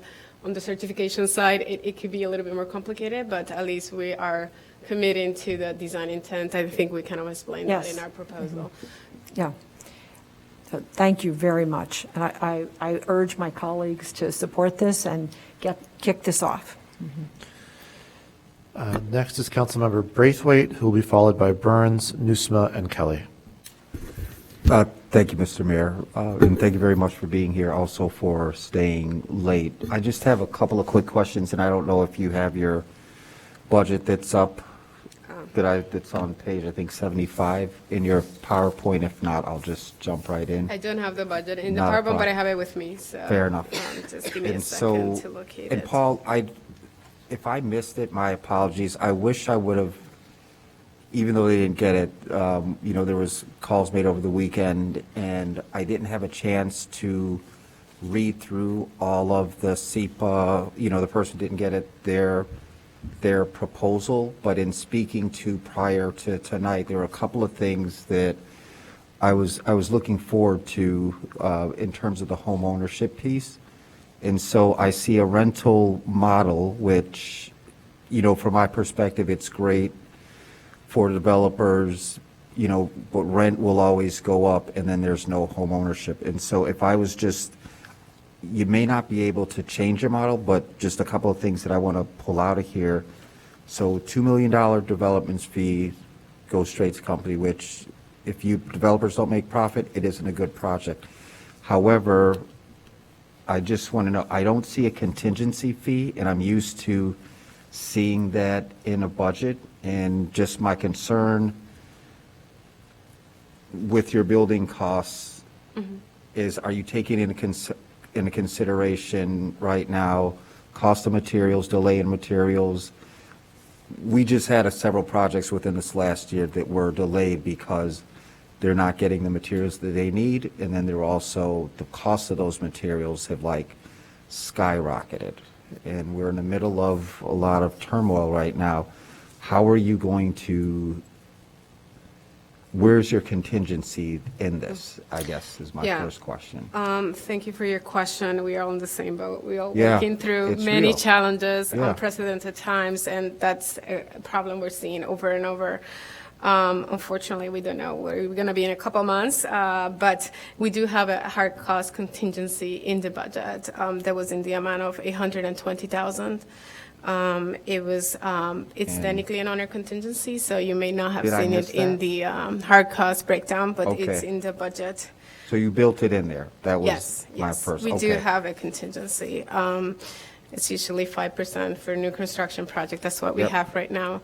Now to the end of the escalation, we priced each project almost about a year ago, and obviously we don't know for certain where we're heading. However, to stress that we are in the concept stages, and that's kind of our expertise, to leverage multiple resources. So with the timing that we have, that's where we were going to really concentrate. Right. And there's different ways we're doing multiple projects right now, like by asking the financing agencies to provide upfront funding so we can lock pricing if that's beneficial, explore other products, trying to look at a crystal ball and look ahead. But we do not have, for example, escalation that we've seen, for example, in some of the products we're seeing today. But I don't think anybody can really lock that in right now. But we are ready and prepared to work on that, and that's kind of what we do. I'll just leave it, I'm ready to support this, but with those costs, Correct. my concern is I want to make sure that it's affordable. Yeah, And now, that's- in addition, this is anticipated as a tax credit development, with majority of the source of financing coming from low-income housing tax credits. We are, to that end, all projects are in similar situations, so we are trying to work with the finance authorities, right, to kind of realize how we will work and increase costs as you determine. But we are in such an early stage that we can definitely explore some of the grants. For example, we try to be conservative in some of the sources of financing. As you saw, we have some energy grants that we assume, but others we could go after, that we will reach out to bridge some of those escalation costs. Okay, thank you. But I have the general contractor, Leopardo, Mike Mastin, is with us. I don't know, Mike, if you have anything to add? And the last thing, I'm sorry. No, that's Oh, okay. go ahead. I didn't hear him. Mike? Yes, I'm here, Joanna. I think you covered it. I mean, with the contingency in place, we're going to do everything that we can to pre-plan, plan for the most efficient materials and purchase materials at the most opportune time in order to take advantage of pricing in the marketplace. And we're hoping, along with everyone else, that the wild price fluctuations that we've seen recently start to settle down, and we have started to see some of that already. So other than that, I think Joanna covered most of the points. Thank you. And then the last thing that I always look for, opportunities for local contractors. So you are out of state, so I don't know if you have any relationships that are either in town or that, you know, hits our target population, people of color, in terms of contract opportunities. If you don't have that model, I would suggest maybe reaching out to our staff, and maybe there's a role for that local piece. Right. Our team is mostly Illinois-based. We are in Chicago. I am in Chicago. My Mastin, they also have an office in Chicago. This team is coming off a Chicago Housing Authority development we're working on with also City of Chicago requirements, where we exceeded the requirements, and we have 60% minority with local subcontracts, and then we also have high thresholds for Section 3 housing. Okay. So we have become quite experienced in trying to achieve those. So I think that's our goal, to meet or exceed what the local requirements are. And the subcontractors will be local, like you will define what the area will be. And yes, we have also tried to meet those. It's sometimes a little bit more challenging, but try to meet those. And that's a very good point. That's our goal. Thank you for making that point. Next is Councilmember Burns, who will be followed by Nusma and then Kelly. Just first a technical question. So are we considering 60% affordable? We're considered 80% affordable if you define at or less 60% average median income. 80% of the unit will be affordable. Is HUD's, and I'm actually going to go in a different direction than what it sounds like I am, but this is just more of a technical question. But is that HUD's definition? Because I was told HUD is below 60% is considered affordable. Do you know that, Sarah? Not to put I just want to make sure my facts are correct. And then I'm going to bring this all back to a happier thing, but I'm just trying to get clear. When we say 60% units, you have to come up to the mic. Sorry. Their income cannot exceed 60%. And in the, there's a table that shows there are going to be a number that are below that. And the 18 project-based support units are like public housing. The tenants have to have incomes that are below 50% of area median. Most of them are in the 30% or below. That's just what happens because that's who need that. And they pay 30% of their income, and the voucher pays for the rest. So we have deeply, deeply subsidized units in this. Even people at 60% AMI are it's probably less than that when you consider their portion, the portion that they be paying for the rent, on the rent. People who have project-based support can have basically zero income in some cases and be living there. So Nancy may be able to provide more details on that if you want. Are these project and vouchers? I thought, is it both or just project? No, they're project-based vouchers. The subsidy is in the unit, right, not with the person. So whoever lives in that unit has to be eligible for that income level. Okay. Does that make sense? So in the affordable units, so yes, it does include the HUD definition. Any unit, which is 80% of the units, are at or below 60% AMI. Within that, as Sarah was trying to explain, we have different further targets within income levels, and in all of those units, the tenant will not pay more than 30% of the average median income of that level. Now, I don't know if you want to know more what those income levels are, but it really depends on the household size. Yeah, I was trying to get more into the rents because the AMIs can get a little confusing. I know a project we're working on in the Fifth Ward, the developer has broken it down into what people can expect to pay in rent. And I think that's the way people typically make these type of decisions. And what I have, and that's why I asked the first question, so I don't know if this falls in the line, but what I have, this is the Illinois Housing Development Authority's schedule of maximum monthly gross rents. For 60% AMI, for a one-bedroom, you're looking at 1,049, two bedrooms, about 1,200, and three bedrooms, 1,400. So I just wanted to see if that sounds about right. Correct, for the 60%, but The I think- 60%, yeah. Yes. Which is good in Evanston. This is why I wanted to bring that up, that Yeah, I think but- we had some public comments about 60%, but in Evanston, to pay, $1,400 for a three-bedroom is a great opportunity for our residents. These use the exact same schedule as all of these rents are dictated by HUD, and the Illinois Housing Development Authority posts them. So you're absolutely right. In Evanston, the 60% rents really are a really good, relatively low rent for Evanston, and then we have rents that'll be below that. And just to get it, let's just use the three-bedroom as an example, the 1,400, let's say, are they, with the project-based vouchers, are they paying a portion of that or all of it? They pay only a portion of it. Okay, so it's if even you are in lower a than- project-based unit, you pay 30% of your income, whatever it is, for housing. Okay. And the voucher picks up the rest, which is why you can have people who have virtually no income. Right. Okay. And then it was noted in this that this particular plan had kind of needed limited amount of subsidies. I think it said or something like that from the city of Evanston.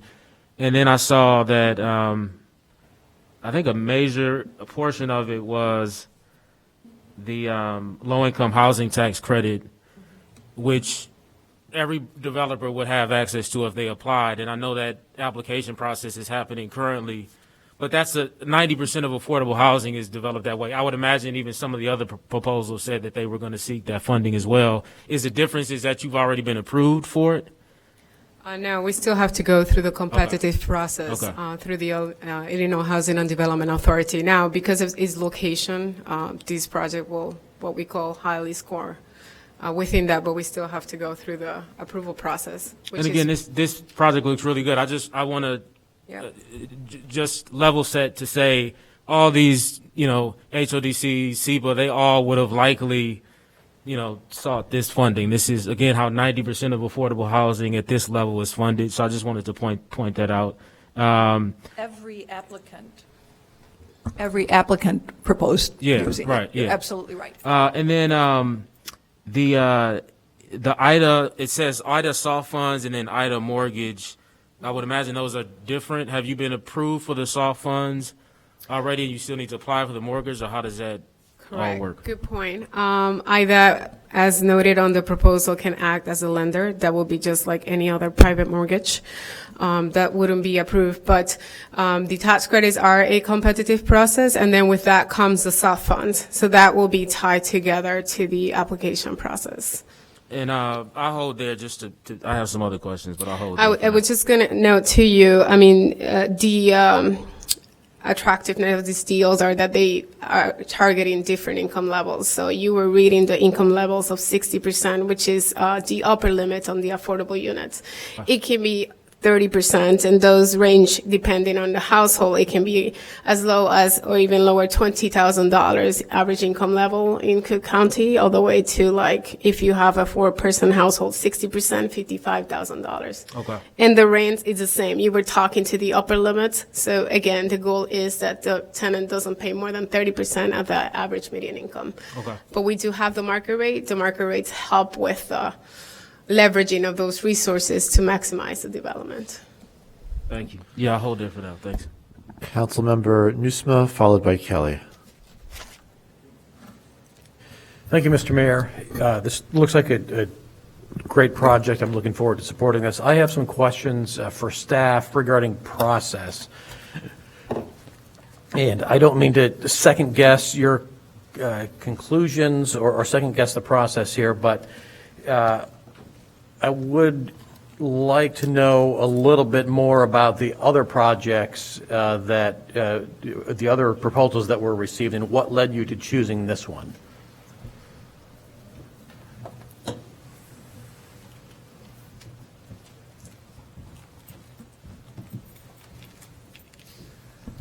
We had a bunch of really great proposals, but one of the things that really stood out, Pyrrell had not the absolute greatest number of units. They didn't push the absolute max. They did the step backs and things like that, that we talked about wanting to have the scale in the neighborhood.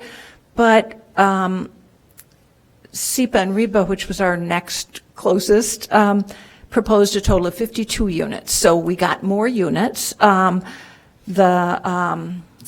had 15 affordable 3-bedroom units in their mix.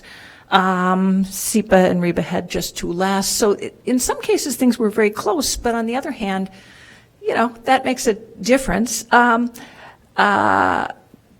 lot of the building's scale overall height, Pyrrell's max height is 64 feet, and SIPA and RIBA had up to a 67, so we had a little consideration of that stuff too. We were really trying to look at a lot of the factors that were talked about. Pyrrell's financing and their overall approach just really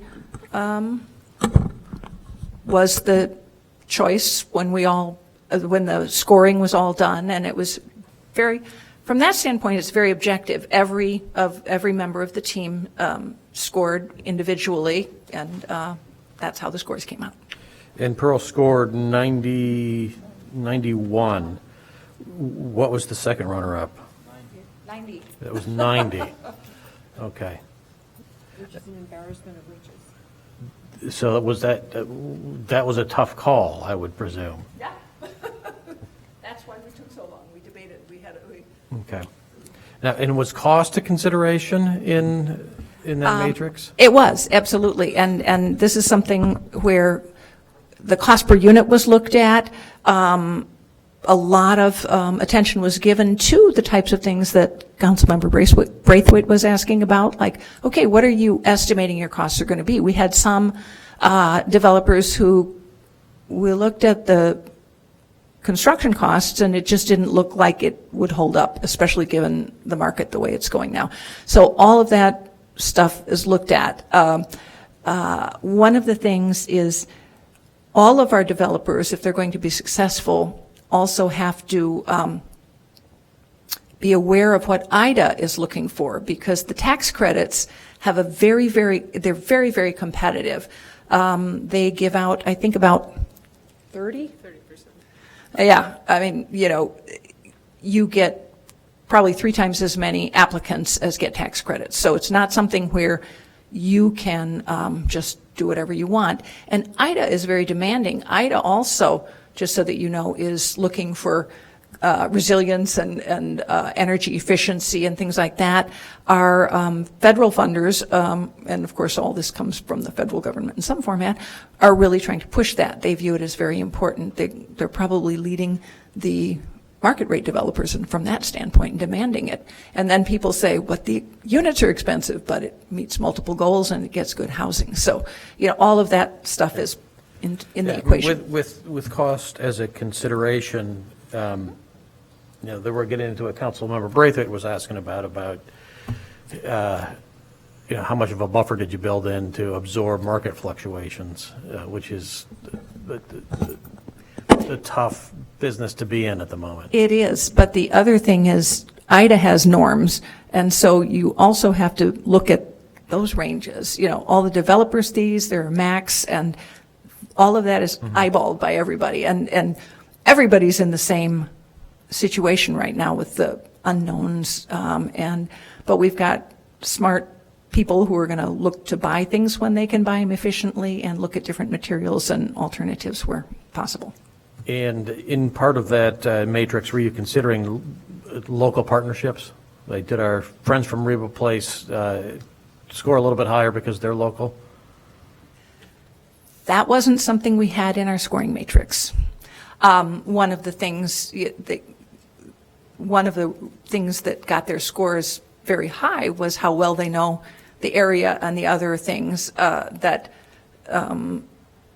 they just are familiar with. They had some interesting ideas about how you could reconfigure the alley, for example, behind to keep traffic from going up, trying to get Dodge around Chicago Avenue and come up Hinman. But, those are things that are not something that can be looked at in designs going forward. But SEPA and REBA put together a really excellent proposal, and I certainly hope we will find an opportunity to give them a project someplace else in the city, because they're very valuable partners and we want to keep them. Right. And they were actually here saying that they wanted to voice their support for the project as proposed. Right. Thank you. I'm done. Councilmember Kelly, followed by Reed. Thank you. Yes, this looks like an interesting project, and I like the mixed income aspect to it. I had a couple of questions regarding the residents living in the 4 existing units. So, I'm sorry, when did you say you met with them? In July of?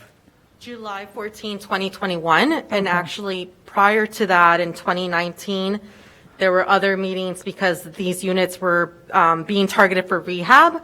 So we were going to have to move them do something called a Section 18 application to move them out of public housing into a RAD type program. So there had been obviously various iterations looked at improving the site. Thank you. And you said they will be prioritized in terms of being able to return to the new development. So would they be able to return at the same rent that they were paying?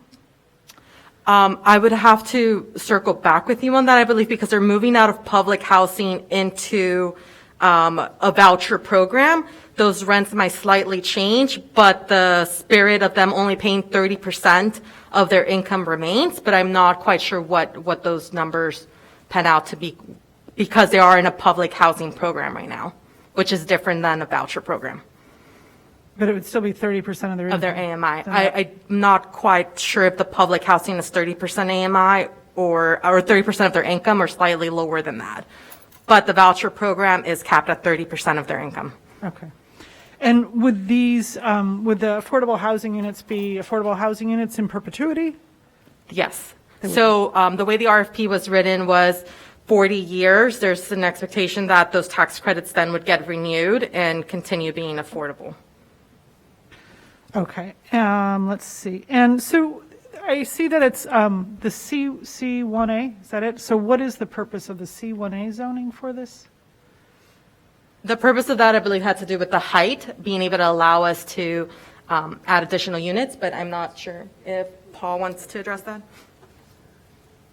Right, so Councilmember Kelly, we were attempting to place an upper limit on what we would accept on the site, and with consultation with our zoning colleagues, they suggested that we might consider matching it up with what the experience is on South Boulevard by the train station.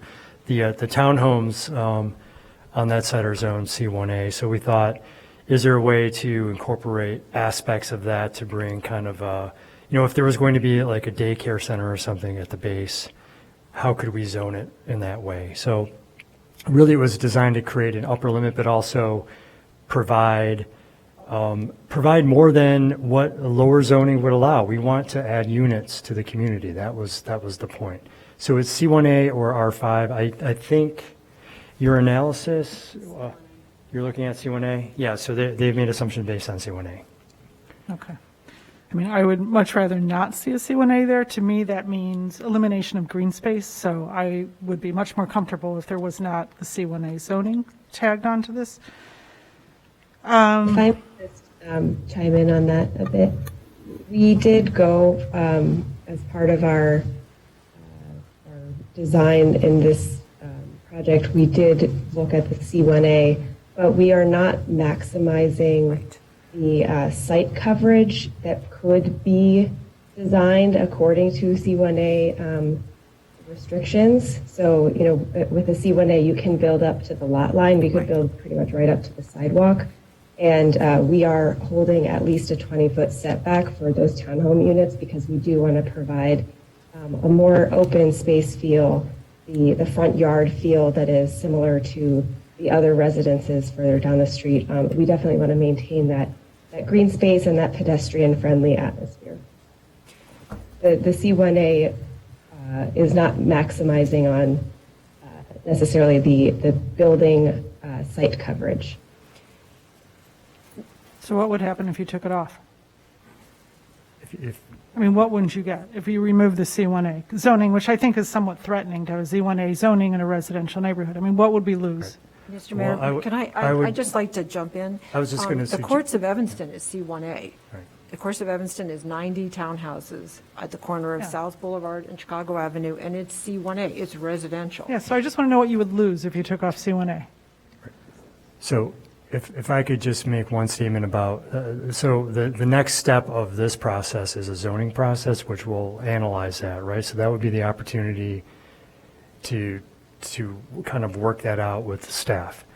I don't know how to flex that right now to know, like, what happens if you remove that? How does the building change? That could be a possibility when we're done with this, is that the community decides that we don't want C1A. I don't know what the impact would be, but that's what's happening next. Okay. On that note, I just want to say, and I think sort of a core tenet of a successful development in a city or in neighborhoods really is that community participation and conversation and input. And I know we all just received tonight, I had a few which I kind of disregarded, and then I just got this last one, which we all got from, a very participatory member of our community who's a commissioner and very meticulous and detail-oriented, who said I would like to know, regarding this C1A, have we had a community meeting? I don't mean with a couple of tenants from the existing housing, but an actual community meeting. I know when I've held community meetings, I get over 100 people showing up about these developments, and I'm hearing, and again, I heard a few times, and then just now we got this recent email all of us saying, that there hasn't been any community meetings, and particularly on C1A when you're talking about commercial zoning in a residential neighborhood. I mean, I would ask, I think that's just so essential to a successful development. So, Councilmember Kelly.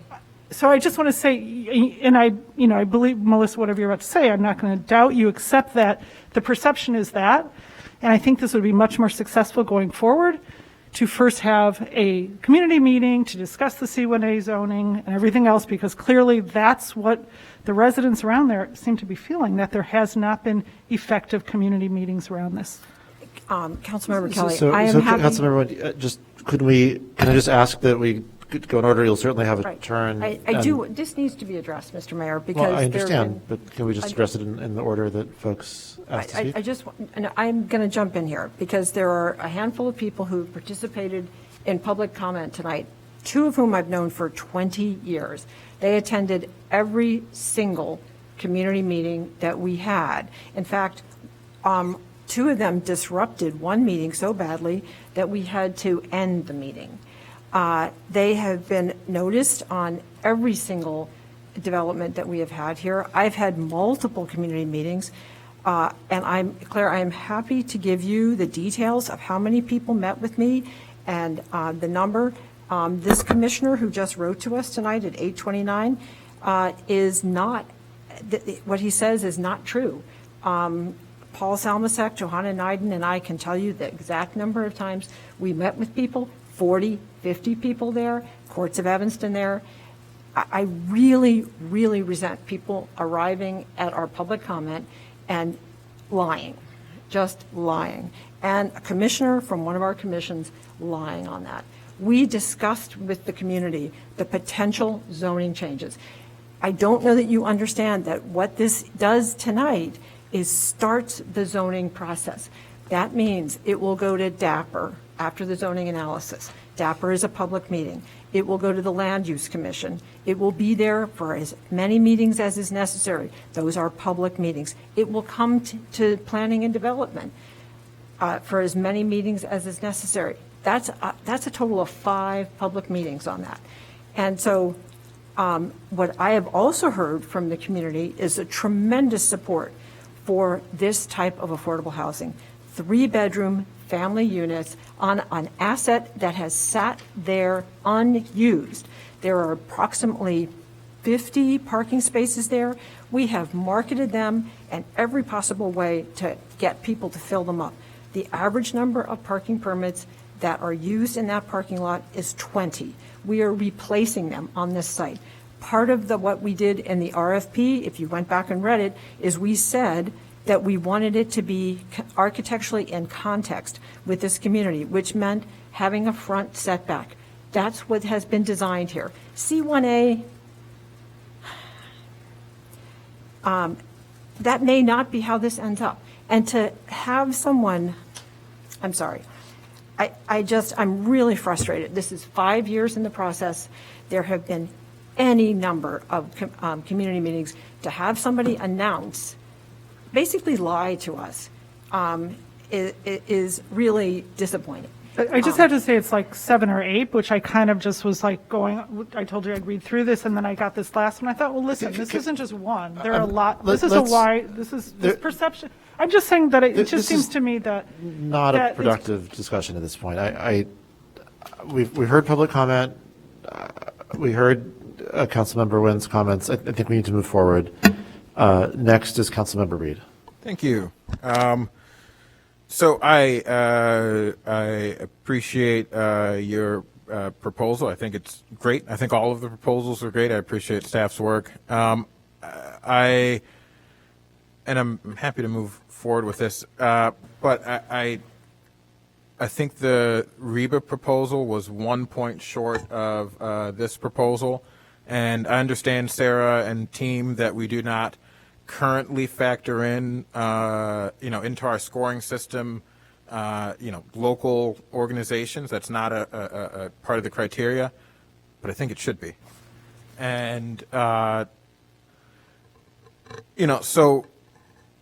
from what I've heard, I haven't personally verified, I haven't heard, the REBA board officially say we support this project, but I certainly believe, Sarah, that is true, that is your understanding that the REBA board is supporting this project. So if the REBA board supports this project, I will support this project. But certainly I think in the future we need to look at our scoring criteria and certainly put in a preference for, if the only thing separating these two groups is 1 point and it's that, and we have a local group, I think that group should have been the group that won out. But again, we're here now. I support this, but let's look toward the future and try to fix that. And I will also say just one more case for this local preference. From what I've heard from REBA folks is it's not just providing affordable housing. There's wraparound services. I've heard cases where someone has been evicted from. Someone who needed to be evicted was evicted from a place at REBA, but REBA still supported that person in finding new housing. That's the kind of thing that you get with not just a local provider, but particularly a local provider like REBA, who is drenched in the, as Dan can say, the Mennonite in that tradition. And so we need to factor that in somehow in the future. So I'll rest my comments there. Thank you. Seeing that no one else who has not yet spoken is requesting to speak, we'll go back to Councilmember Burns, who has 2 more minutes.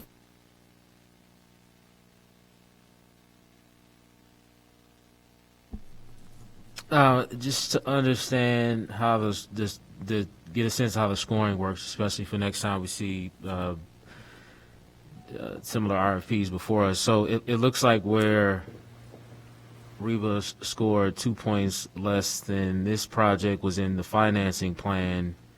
And again, as I previously stated, it seems like the bulk, I'd say first glance, 60% of this project was funded, is proposed to be funded by those low-income tax credits. So what was the difference, Sarah or Paul, for you in dropping REBA 2 points in the financing plan? Is it that I'm going to ask Nancy Guzman to talk about the financing, because the Housing Authority staff also reviewed it, and they're really our financing experts. So, and because, just to make it clear, HACC was a part of the selection panel. Is that yes? Right? So the I just evaluation wanted the community to know why. That's okay. The evaluation committee was composed of 3 City of Evanston staff members and 2 HAC members. Thank you. Yeah. And on that finance portion, what really drove the difference is that because they did have a homeownership component, the financing structure was different and just required additional subsidies. And I believe that some of the assumptions they were making actually required additional soft funding that the Pearl team was not carrying in their proposal. And so that really drove the difference in understanding, from a financial standpoint, which one was more of a, difficult to say self-sustaining because they obviously had really strong attributes. This is why it was a really tough decision, but ultimately we did see Pearl's financials as being more sustainable, and also knowing that we would have that affordable housing component for perpetuity, given that it would be rental. The tax credits are for 30 years, but in our proposal, we requested an additional 10 years of affordability, which they would be able to meet. Whereas with the other proposal, because of that homeownership component, that handoff was a little bit different, and that made that financial structure just a little bit more complex.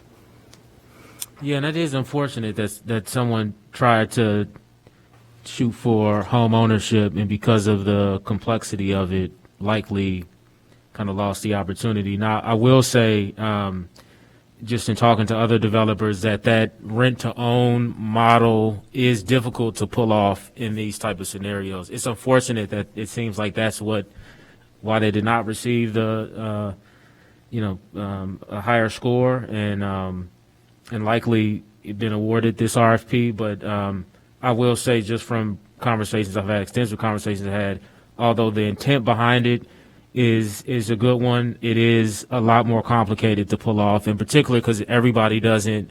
You want to get everybody to buy into it, but some people may not. It complicates the deal for sure. But that provides some clarity. I appreciate that. I did want to know more about the affordability restrictions, which you answered. It sounds like there's a 40-year affordability restriction in place. Correct. I think I had one. And just as a heads up, your time is up, Councilmember. I just got one more question. And then I'm trying to understand the office manager, because I think in the REBA plan that they were going to have like a designated office and person at the site that was providing wraparound services in some sense. So I'm just trying to understand what's in this proposal. I think it was mentioned that it might be on-site, it might be off-site. Just trying to get a better sense of how that would work, in particular if it was off-site. Where would this person be, and how would they work with the tenants? Yeah, we have included a budget to include a staff on site, but where I mentioned off site is to coordinate services. Either they're happening within the amenity areas that we have in the building. If there's some wellness programs, sometimes there's a fitness center, there's a community room. Either it will depend on the programming that we developed, whether it'll happen on site, or what I was mentioning, to coordinate to services with organizations at their facilities off-site. But yeah, we have added staff cost. But congratulations on being awarded. The scrutiny comes first, and then we're fully on board. So thank you for putting in a really good proposal, fine proposal, and looking forward to this. Thank you, and thank you for your conscience. Seeing no further discussion, would the clerk please call the roll? With 2 minutes and 15 seconds left, Councilmember Kelly. All right, the perpetuity of the affordable, so 40 years or forever? So we have the RFP requested 40 years. Traditionally what happens is the tax credits are just almost recycled, so that just resets the clock. Furthermore, there is discussion, because HAC will have vouchers in the property, and also 4 replacement public housing units. HAC will still be involved as it relates to those particular units. We did not request, Mr. Zalmanzak, perpetuity on the affordable housing? No? That was not part of our RFP? The RFP stated 40 years. We don't. I mean, there are plenty of towns that have, and they mandate, yes, there are, where you mandate affordable housing in perpetuity, that it's part of that it travels with the property. But, okay. So it's only 40 years, not perpetuity. Okay, thank you. You're welcome. Seeing no further discussion, would the clerk please call the roll? Councilmember Nguyen? Aye. Councilmember Newsma? Aye. Councilmember Burns? Aye. Councilmember Ravel? Aye. Councilmember Reed? Aye. Councilmember Herreras, Aye. Councilmember Kelly, No. Councilmember Braithwaite. Aye. With 7 voting in favor and 1 voting against, item SP2 passes. Thank you. Thank you. Have a good night. Yes. This brings us in reverse chronological order to item SP1. Would someone I make a move motion? item SP1, on item SP1. ARPA plan update. Is there a second? Second. Councilmember Reed moves that we accept and place on file the ARPA plan update. Councilmember Nusma seconds. Mr. Stowe, I think you have a brief presentation. Very brief. We're going to call up Paul Zamazek to do just a quick intro here. Thank you, Interim Deputy Manager Stowe. Thank you, Mr. Mayor, members of the council. What I wanted to do, I hope you've all had an opportunity to look through the 2 documents. One is the kind of the longer, what I call the white paper. It's a little more detailed. And then the communication kind of vehicle that was printed and placed at your seat. And we will be using that to distribute for just better communication with the community, and also having our website kind of reflect more of a graphic bullet point design to make this easier. So what I want to do is jump to what I would recommend you consider are these kind of 5 bullet points that I have posted on the screen. If you would, validate the plan with an affirmative vote tonight, place it on file, and then let's get to work. Direct us to help you, the community, build a constituency for each of the plan categories, just to make sure that we're ensuring inclusion, transparency, and the best practices from each sector. I'm focused on economic development. I've talked with Councilmember Nusma a few times about how we would analyze projects. I'm always looking at it through that lens. The other committees are going to have a different way of looking at it, and we'll come up with ways to analyze them at the committee level. And I think we talked about this before, but the city council might consider assigning a committee to each of the categories. Again, economic development's an easy one for the negatively impacted categories. Convene the council quarterly for the next 2 years, because we need to get the money spent within the next 2 years. And then activate the community to identify the projects and programs to get this going. So I wanted to, that is kind of the action plan. That's what I'm asking the council to direct staff to do. I would open up to questions, because you've had a chance to see the layout of the plan, and I'm going to turn it over to Mr. Mayor. Thank you. Thank you. Is there any discussion? We begin with Councilmember Reed. Thank you, Paul, and Sarah and staff. We've been it's been something we've been having a discussion about a long time. So I just want to understand quickly the buckets that you all are proposing are public health, negative economic impacts, services to disproportionately impacted communities, premium pay, infrastructure, revenue replacement, administration, and other. Is that correct? Those are the buckets. So thank you for the question, Councilmember Reed. Sarah, Ms. Flax can back me up on this.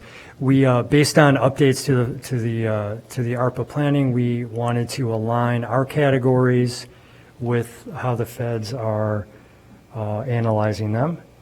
And yes, so those are the buckets. They have a different name, and we've also combined some of the funding to it. Sarah, what would you add to what I just said? We have to use the funds for eligible uses, so we have to actually write explanations. There's all kinds of stuff telling us about that. And many of our activities really fall into these. And from a standpoint of really being able to track and report on what we're doing, it makes it align better with the federal intent. But it also, I think, helps us focus on how we are planning based on how the funding is structured to be used. And we did have some categories that didn't really exist in ARPA, but that doesn't mean we can't still use the methodology. I'm going to use participatory budgeting as an example. Participatory budgeting is not an eligible use in and of itself. It's a way of getting decisions on how funding should be spent and what goals it should be accomplished. And so it doesn't mean that we won't be able to do participatory budgeting. We're moving ahead and working on how to figure out how that will be done. But so what happens then is you put the money to design the participatory budgeting process under administration, and we actually increased the administration budget a little bit to try to accommodate that. And of course, there's some flexibility in these, in even the amounts we've assigned to these, obviously. But then the activities that would be funded could be from any of those other eligible uses. And quite frankly, we've been talking a long time about using participatory budgeting, particularly in our neighborhoods of greatest need, where we really need to focus our resources and also hear from residents that we maybe don't hear from as much as we do from residents who are more able and comfortable to come and state their opinions at city council meetings and things like that. Thank you. Thank you. You got ahead of me a bit there. So I do understand that these are the eligible expenditure, eligible categories under ARPA, but we are ultimately setting our own guidelines. Of course, it still has to meet the federal guidelines.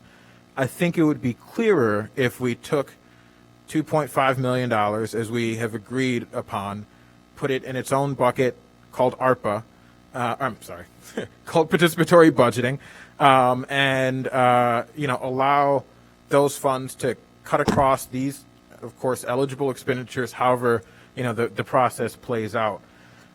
Because then we'd also have a limitation on, there's $900,000 left in public health.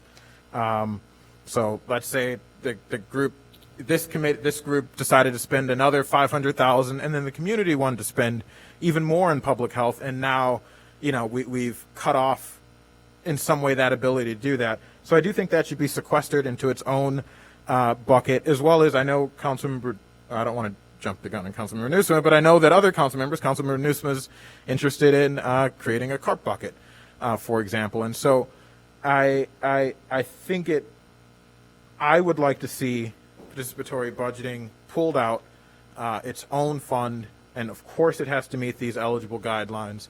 But just so we know that there's $2.5 million, or really 2.4, because yes, it would be $100,000 for administration, that could be used in any of these categories, however the community voted upon that, or whatever guidelines the committee and the assembly set up.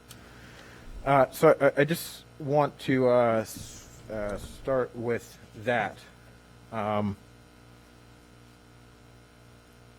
don't know how much time I have left, but I'll yield my time and come back. May I have a check on how much time I have left? You're exactly halfway through. Okay, great. Councilmember Burns. So I actually personally prefer doing it this way. I think starting off with the buckets that the federal government outlines is a better first step. And then I think there can be buckets and buckets. We've been overusing this bucket thing, but I think it could be buckets and buckets, right? So we can set aside $2.5 million in the same way that was described in some of the other charts that I've seen under administration and others. If you think that is the area where PB would be an eligible use, it's just a bucket in a bucket, right? And we've created some of those already under public health. You'll see mental health living room, COVID-19 response funding. The same thing could happen with PB, right? Under administration and others, you just see PB right there, $2.5 million. Simple thing, community would understand that, and they'd have a better sense of, again, what bucket the federal government, what bucket is eligible under the federal government guidelines, which I think provides the ultimate, clarity both for us but also the community. Go ahead, Sarah. our intention in increasing the admin was really just for the planning part of the participatory budgeting. That was never intended to be the bucket. I think one of the things that's really difficult is, and I hope that you'll understand, there will likely be flexibility among the buckets still. For example, we have an estimated living room expense right now, and it could change. We're working on a welcoming center. We haven't come up with a budget for that yet. We're working through the child care ask, and their total ask from the Evanston Early Childhood Council was $1,775,000. Well, we're breaking that into different components, but they're going to show up in different places in the ARPA, in the federal structure. For example, if we're helping their employees get job training, and that's a workforce development element, and so Nathan Norman is being looped in on that. So that's one of the challenges too. We have some things that are going to move between buckets, and quite frankly, we don't know for sure that we've got all the dollars in the right place, and they will move around. And so I think that we have to be somewhat flexible as we get the projects that we're working on better costed out, and then we can look to see what's left and how we move from there. I don't mean that we wait forever, but I think that there has to be, one of the things we talked about is we want to do some things that will really be transformational. The living room and the welcoming center are a couple of those. This is something we don't have in our community. I think it's something that is greatly needed, but we also don't know how much it's going to cost and how quickly we're going to be able to get state funding or federal funding. We're working on that at the same time. So I think we do have to retain flexibility, and with the priority-based budgeting, I think part of what, as we develop the plan, quite frankly, we have to then look at what we're looking at including that we want to use in that priority-based budget. I'd rather see what needs we hear from our residents that they need and get some ability to cost those out than to put an arbitrary dollar amount on it. Does that make sense? So I just wanted to okay, so then the next thing is, because I know CARP is coming up as well. Again, for me, because understanding that even if we set aside CARP, which we should, not in my opinion as a bucket, but we still should have a conversation about what that set aside is. Either way, at some point, we're going to have to make it work under these guidelines. Mm-hmm. And so I don't know if it was the Environment Board or EGE, had a list of things that they said they wanted to do. And so all we need to do is figure out which one of those are a priority for them or us, or however we're going to work it, and just see where it fits. So, for example, they want the city to hire a few positions, I think. So the question to staff and the city is like, where does that fit, or does it fit? Another big one was the environmental justice study, right? Where does the study fit? Is that under, I can't remember, services to disproportionately impacted community? Is that, where it will go? So I think we can have a conversation about CARP set aside, but either way, we're going to have to come back to these guidelines. So let's start here, have that conversation, but we're still going to need to figure out where it fits. And I think that's an exercise we can do primarily because I think the Environment Board or whoever it was did such a great job of doing it. And the last thing I'm not seeing is a rubric. We saw a good example of an RFP rubric with a clear point system, consistent. We still don't have that for this. And so are we going to ask each committee to create those rubrics, right? Mm-hmm. The basic minimum kind of consistent rubric that they can apply in point system, and then it'll come back to the council and we approve it, and then also have we identified which committees are going to handle each one of these? Well, for many of the committees, we already made recommendations in the last memo on what they would go to. For example, the social services, things that are predominantly social services, will go to the Social Services Committee. Again, the child care thing, I'm going to say there's going to be a division. The capital stuff would go to the Housing and Community Development Committee. So we really have, some of these things are going to be split up just based on so I think that committee. should be that should be a part of this. Like what we put on file tonight should include a clear indication of where each one of these is going to go. The community should understand that. That should be a part of what we have on file, as well as, again, the other point is the rubric. Like what consistent rubric with a point system are we going to apply at the committee level so people understand that there's a consistent and fair way we're scoring different proposals, because there's still money left within, I think, each one of these buckets. And if we're not going to have a rubric or a point system and we're just going to go off a feel, that's cool too. But I brought it up because we just saw in this RFP process a very clear rubric apply, right? With a point system, everybody can follow it, right? I just want to point out that not all of our projects are an RFP asking everyone to respond to a specific thing. So I'm going to let Paul talk a little bit about a rubric or a way we're going to approach things, but it's going to be different by different types of things. You're not going to score a housing development on the same rubric as a program. What I'm saying is, where is that decision going to be made? Is that at the committee level? Each committee is going to come up with its own consistent rubric that they can apply to future proposal requests for funds, or yes, that's our decision to make. So,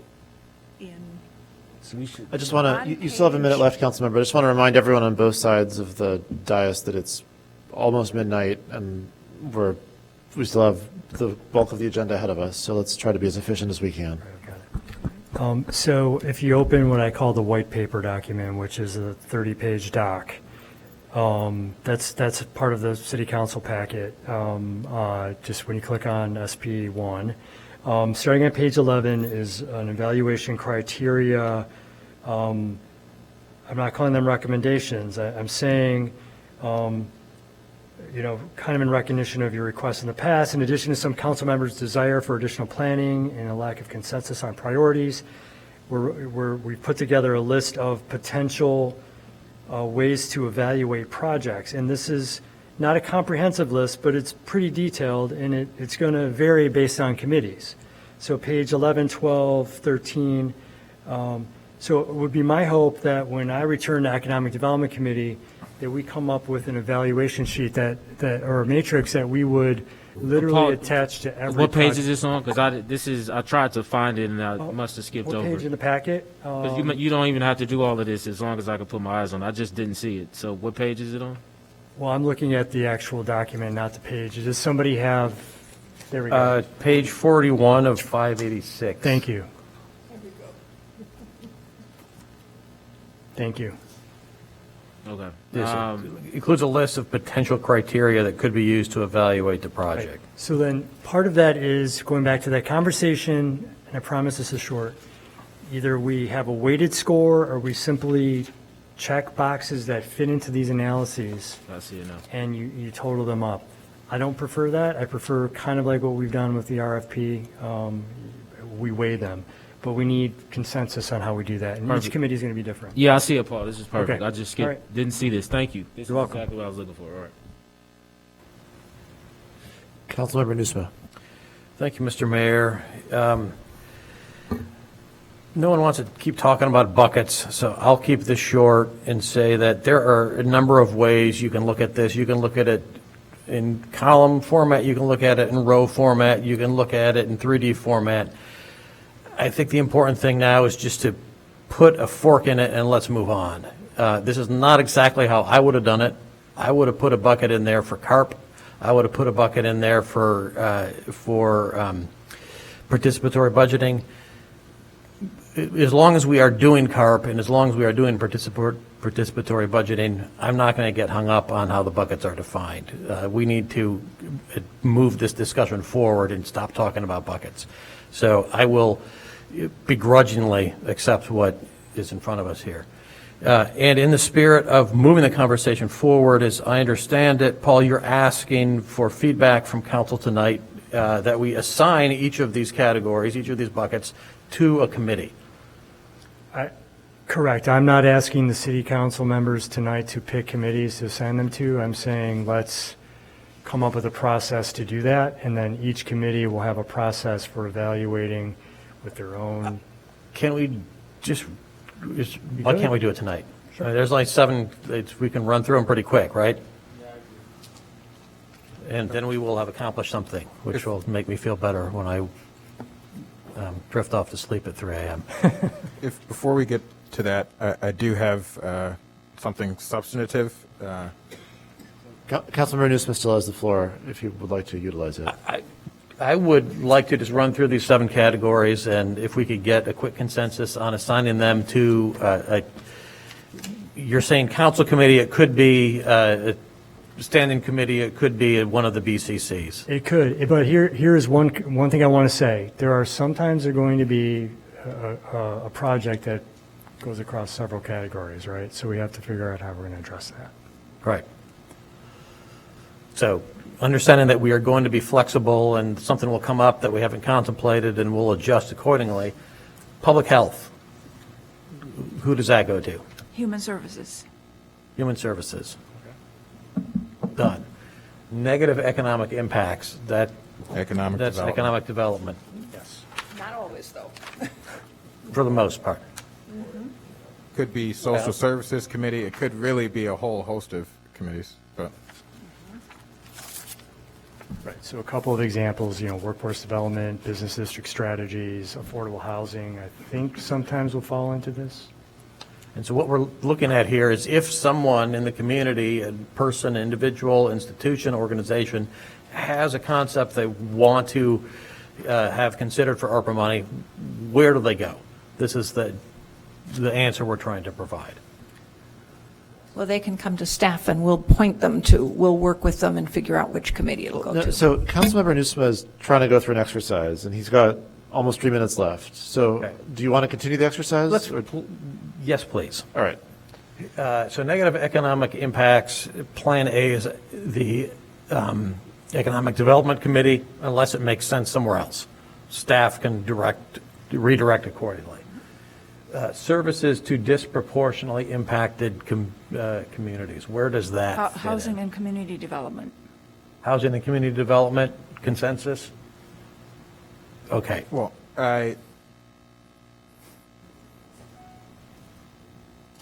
if I may interject, because my substantive thing here is the former buckets, and I get we don't want to really aligned with our committees. It was very clear that the Social Services Committee had this much money. It was very clear Economic Development Committee had this much money. And so there was really alignment for us to understand which committee is dealing with how much money. And that, again, I understand makes perfect sense. We have to follow these and everything has to align with that. But we're working through an internal process right now. And our internal process is what Councilmember Newsome is doing. And it really does not evenly align with these federal categories. And I do want to make a motion, since I have the floor, to separate participatory budgeting as its own bucket, because that's so critically important. Because if we have each of these committees thinking that they have $900,000, they have $10 million, they have whatever, and they spend up that money, does that mean that the PB group then can't execute something in that category, or does that then mean that we have to pull money from other buckets because PB, other buckets because PB wants to, do something that has to do with public health, but then there's no more public health money left. So if we separated PB out, we would have a guaranteed $2.5 million and not confuse what these other buckets are. And where are you trying to take it from? Well, it's going to be taken from these buckets anyhow. So, I think we kind of cut across the board and create $2.5 million that is set aside across the board. Across the board, meaning on a pro rata basis? Sure. Of the unspent money or all the money? All the money, I would have to say. Mr. Mayor, I placed a table up on the display that shows the old categories compared to the new federal categories that we're trying to follow for reporting purposes. This might aid in the conversation. Don't pay attention to the allocations. The allocations are the old allocations. Or pay attention to them. It's up to you. I think it might be pragmatic just to hold back a chunk of money in, undefined or requires allocation. We haven't yet assigned it to one of the 7 buckets. Make that unallocated money at least $2.5 million. And we'll use a participatory budgeting process to assign it to one of the 7 categories. or to choose a project which would then fit into one of those 7 categories. Right, so that number you're talking about, Councilmember Newsome, I'm sorry to interrupt, is that not defined? Right. Right, the 3.698. Exactly. So then we So have, I'm a little skeptical about the work product we're going to generate if we start amending this with numbers on the fly. Hey, it's March, everybody. So my recommendation would be, and I guess if there's a revolt, I'll reconsider, but my very strong recommendation would be, given that we're sort of like pretty close, but not quite all the way there, to end this discussion at this time, to table this issue to the next meeting, and to communicate all recommended changes in writing to staff by the end of this week, so that those can be compiled. If there's inconsistencies, that'll leave a little bit of time to work them out. If, as I hope there are not inconsistencies, they'll just be incorporated, and we can move forward. I agree with that. So would someone make a motion then? I move to, I will quickly say I've made my points. I don't know if, hopefully I don't have to write anything else. The only thing I want is the PB thing. So, but I move to table this item to the March 14th. Is that our next, to the March 14th meeting? Is there a second? Second. Is there any discussion? Seeing none, will the clerk please call the roll? We can do voice votes. Councilmember Wynn? Councilmember Newsome? Aye. Councilmember Burns? Aye. Councilmember Ravel? Aye. Councilmember Reed? Aye. Councilmember Herreras? Aye. Councilmember Kelly? Aye. Councilmember Braithwaite? With 8 voting in favor, none voting against, the motion passes, and the item is tabled to the March 14th meeting. This brings us to the consent agenda. Would anyone like to remove any items from the consent agenda? I would like to remove A4. I hear A4.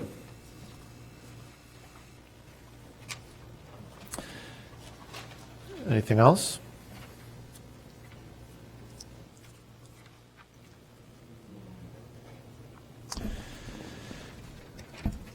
Going once, going twice. Would someone like to make a motion? I move the consent agenda minus item A4. Is there a second? Second. Councilmember Reed moves the consent agenda save for item A4. Councilmember Newsome seconds. Is there any discussion? Seeing none, will the clerk please call the roll? Councilmember Wynn? Aye. Councilmember Newsome? Aye. Councilmember Burns? Councilmember Ravel? Aye. Councilmember Reed? Aye. Councilmember Herreras? Aye. Councilmember Kelly? Councilmember Braithwaite? With 8 voting in favor and none voting against, the consent agenda passes, which brings us to item A4. Would someone like to make a motion on item A4? Remember,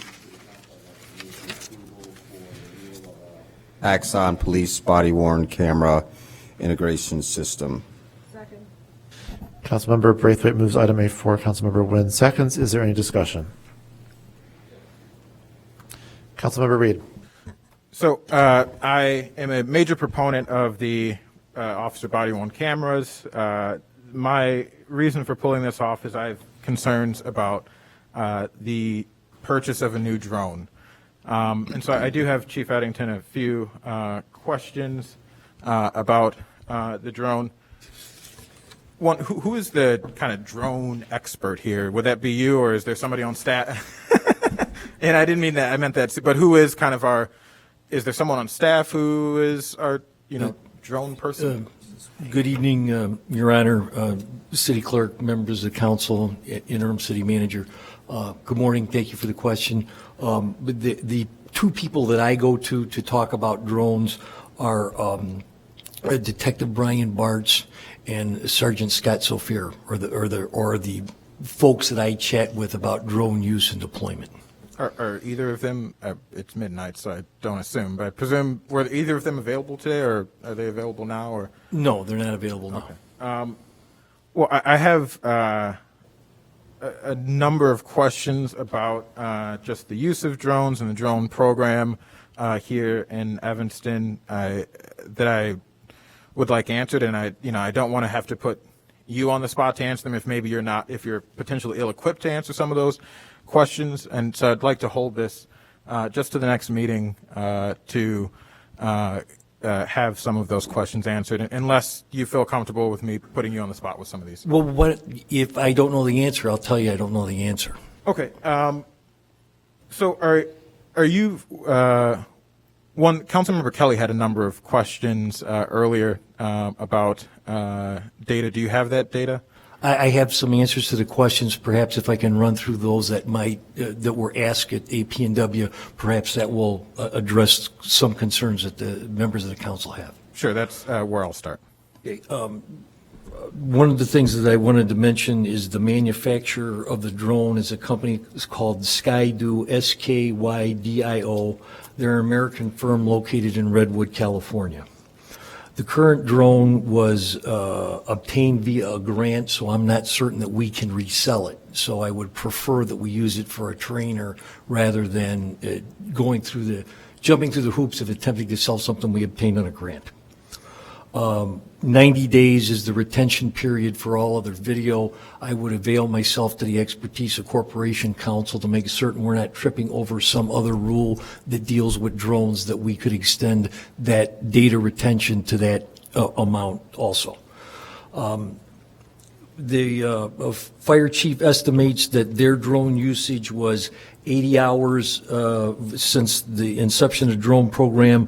We're somewhere around, the police department is somewhere around 40 hours plus training time. And I would like to read a line out of a memo prepared by Sergeant Scott Sophia for tonight's presentation. And I quote, "Additional deployments may have been hampered by not having trained staff on duty to fly the drone when possible deployments would have been useful." One of the things I'm going to address at Human Services next week is reasons behind the attrition of the 22 officers that are currently working for other police departments.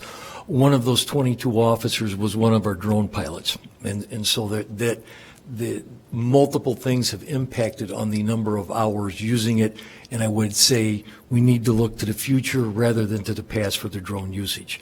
I believe that was all the questions I was asked at APNW. Thank you. I'm curious about a breakdown of the 40 hours and what that comprises of, what were the uses. So could drone data be FOIA'd? Should drone data be FOIA'd? And I believe there's an exclusion in the, I believe there's an exclusion for that. I'm not certain, but I can check. Depends on if the Illinois statute defines the drone camera such the way that it does with the Body Worn Camera Act or even dash cam. So that's something I'm actually literally trying to find right now. Okay. But that exclusion under FOIA would probably fall under the Body Worn Camera Act or even the Dash Cam Act. Thank you. And could a drone be used if there is a protest in the city of Evanston? Could the drone be used to monitor that protest? Certainly. Certainly. If you suspected that someone was maybe, if you wanted to gather evidence that someone was maybe selling drugs or something, could that drone be deployed to determine whether or not drug dealing was happening at a certain house? I don't know that it would be effective at a certain house. Or if we had a street corner location, it might be an effective tool for that, but unless it would be the dreaded open-air drug market, I'm not sure that the drone would be the right tool for that job. Okay, and your understanding, and Corporation Counsel, feel free, that the retention schedule is what for drone videos? Currently, it's 30 days. Okay. And you had asked earlier, and I will discuss it further with the Corporation Counsel, that appears to be our policy. I think we can amend it, but I need to touch base with Corporation Counsel before I make any promises.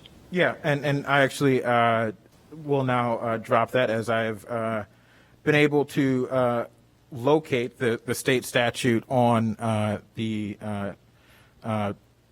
it's the Freedom from Drone Surveillance Act that was passed by the state, And here's why I want to hold this, because I think if we are going to deploy something like drones, we need to have a clear understanding of how these machines are going to be used, and potentially in a way that could seriously violate the rights of residents in our city. And I get that there are really great examples. In fact, you mentioned a story earlier where, do you know what city that was in, where the police drone was used to... Palo Alto, California. Palo Alto is where the kid with the gun in the park, or the lighter in the park that looked like a gun. Yes. Okay. It seems, so after reading this act, it's actually not a very long act. It's pretty short.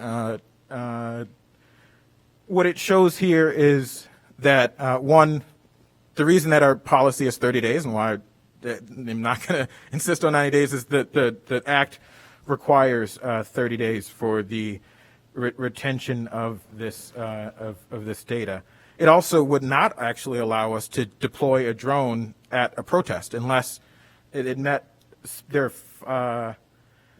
are 5 criteria that allow that regulate the use of drones, and some of them are a little. At least one of them is a little vague, but a lot of them are good and provide some pretty good measures to protect residents from unlawful use. So we are required, every time we use a drone in a criminal case, it says here in the statute that we are required to submit a report to the state's attorney's office. Are you familiar with that? Yes, I am. And do you know, so I presume we're doing that? Yes, we would be if it was used in a criminal case. So that's a data point that I think we could get how many times we have used a drone in a criminal case, because there'd be a clear record because the statute requires. So do we have an estimate of how many times we've used it in a criminal case, or is that something you have to get back to us on? No. Yeah, the answer is 1. Oh, 1. Okay, it's been used 1 time in a criminal case. Yes, that I outlined over 2 years. Yes, sir. I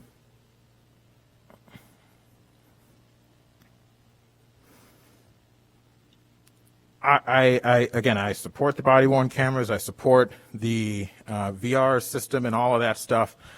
Great updates.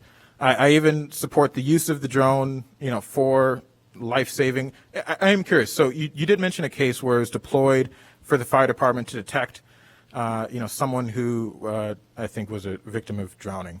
How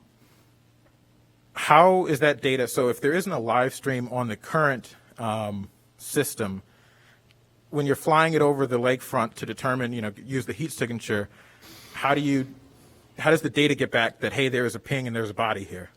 Only the drone pilot sees that data right now versus sharing it with the command post. And basically one of the other options to this particular system is we can live stream from the body cameras also back to the command post. But so specifically with the drones? Drones too. Okay, but so the drones, but the current drone does allow for a live streaming option, just not to the command post. Correct. To a single individual. To a single user. And then other people who need that information are dependent upon the drone operator's interpretation of the images he or she sees. Okay.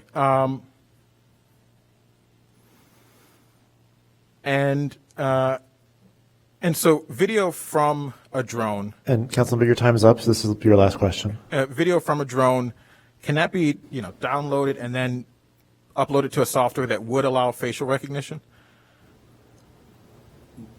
I suppose it could be, but I. And would that? I suppose the answer would be yes. If you can download the data, you could put it into another. And would that be illegal here in Evanston for the police department to fly a drone over a protest crowd? And then use facial recognition data? No, but would that be illegal? Well, certainly be outside the city policy, and I think that one of the things that you have to understand is that we're controllable.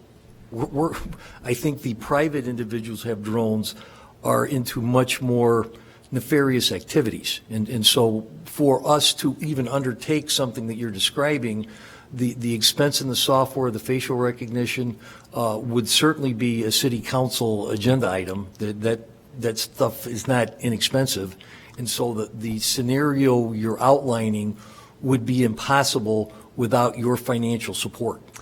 And let me just interject, because the council member's time is up. As the person who wrote the law that was referenced earlier, that proposed activity is in fact not legal under state law. So it's not something that any police department in the state could do, irrespective of the opinion of the governing body of the municipality in question. Councilmember Burns is next, followed by Councilmember Braithwaite. I'll hold for now. Councilmember Braithwaite. I'd like to call the question. Councilmember Braithwaite moves the question. I always mess this up. Is there a second? Does there need to be a second? Okay, Councilmember Braithwaite moves the question. Councilmember Nguyen seconds. Now we need to call the roll on that, which I've failed to do in the past. So will the clerk please call the roll on the motion to call the question? Councilmember Nguyen? Aye. Councilmember Newsma? Aye. Councilmember Burns? Aye. Councilmember Ravel? Aye. Councilmember Reed? No. Councilmember Herreras? Aye. Councilmember Kelly? No. Councilmember Braithwaite? Aye. On this question, there's 6 voting in favor and 2 voting against, and so the motion to call the question passes, and so we move immediately to vote on the question. Would the clerk please call the roll on item A4? Councilmember Nguyen? Aye. Councilmember Newsma? Aye. Councilmember Burns? Aye. Councilmember Ravel? Aye. Councilmember Reed? No. Councilmember Herreras? Aye. Councilmember Kelly? Aye. Councilmember Braithwaite? Aye.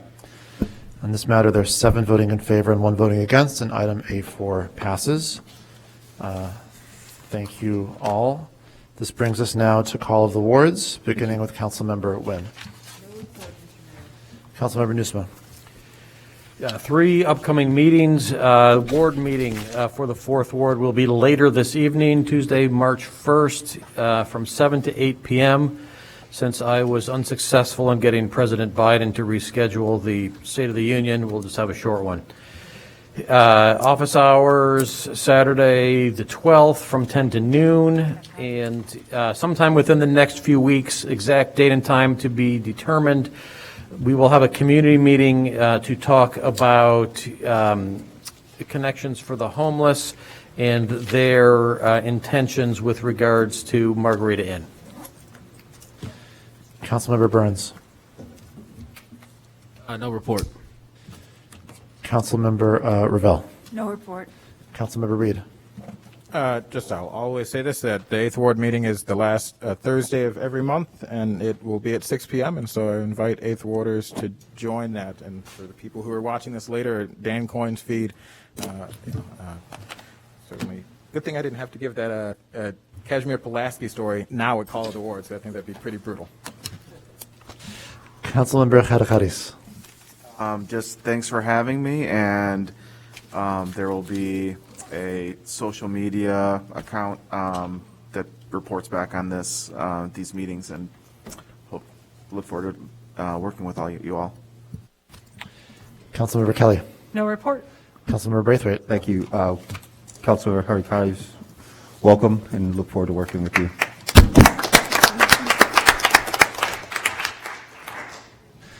And seeing nothing further to come before us, as we sit here on March 1st, the February 28th meeting of the Evanston City Council stands adjourned.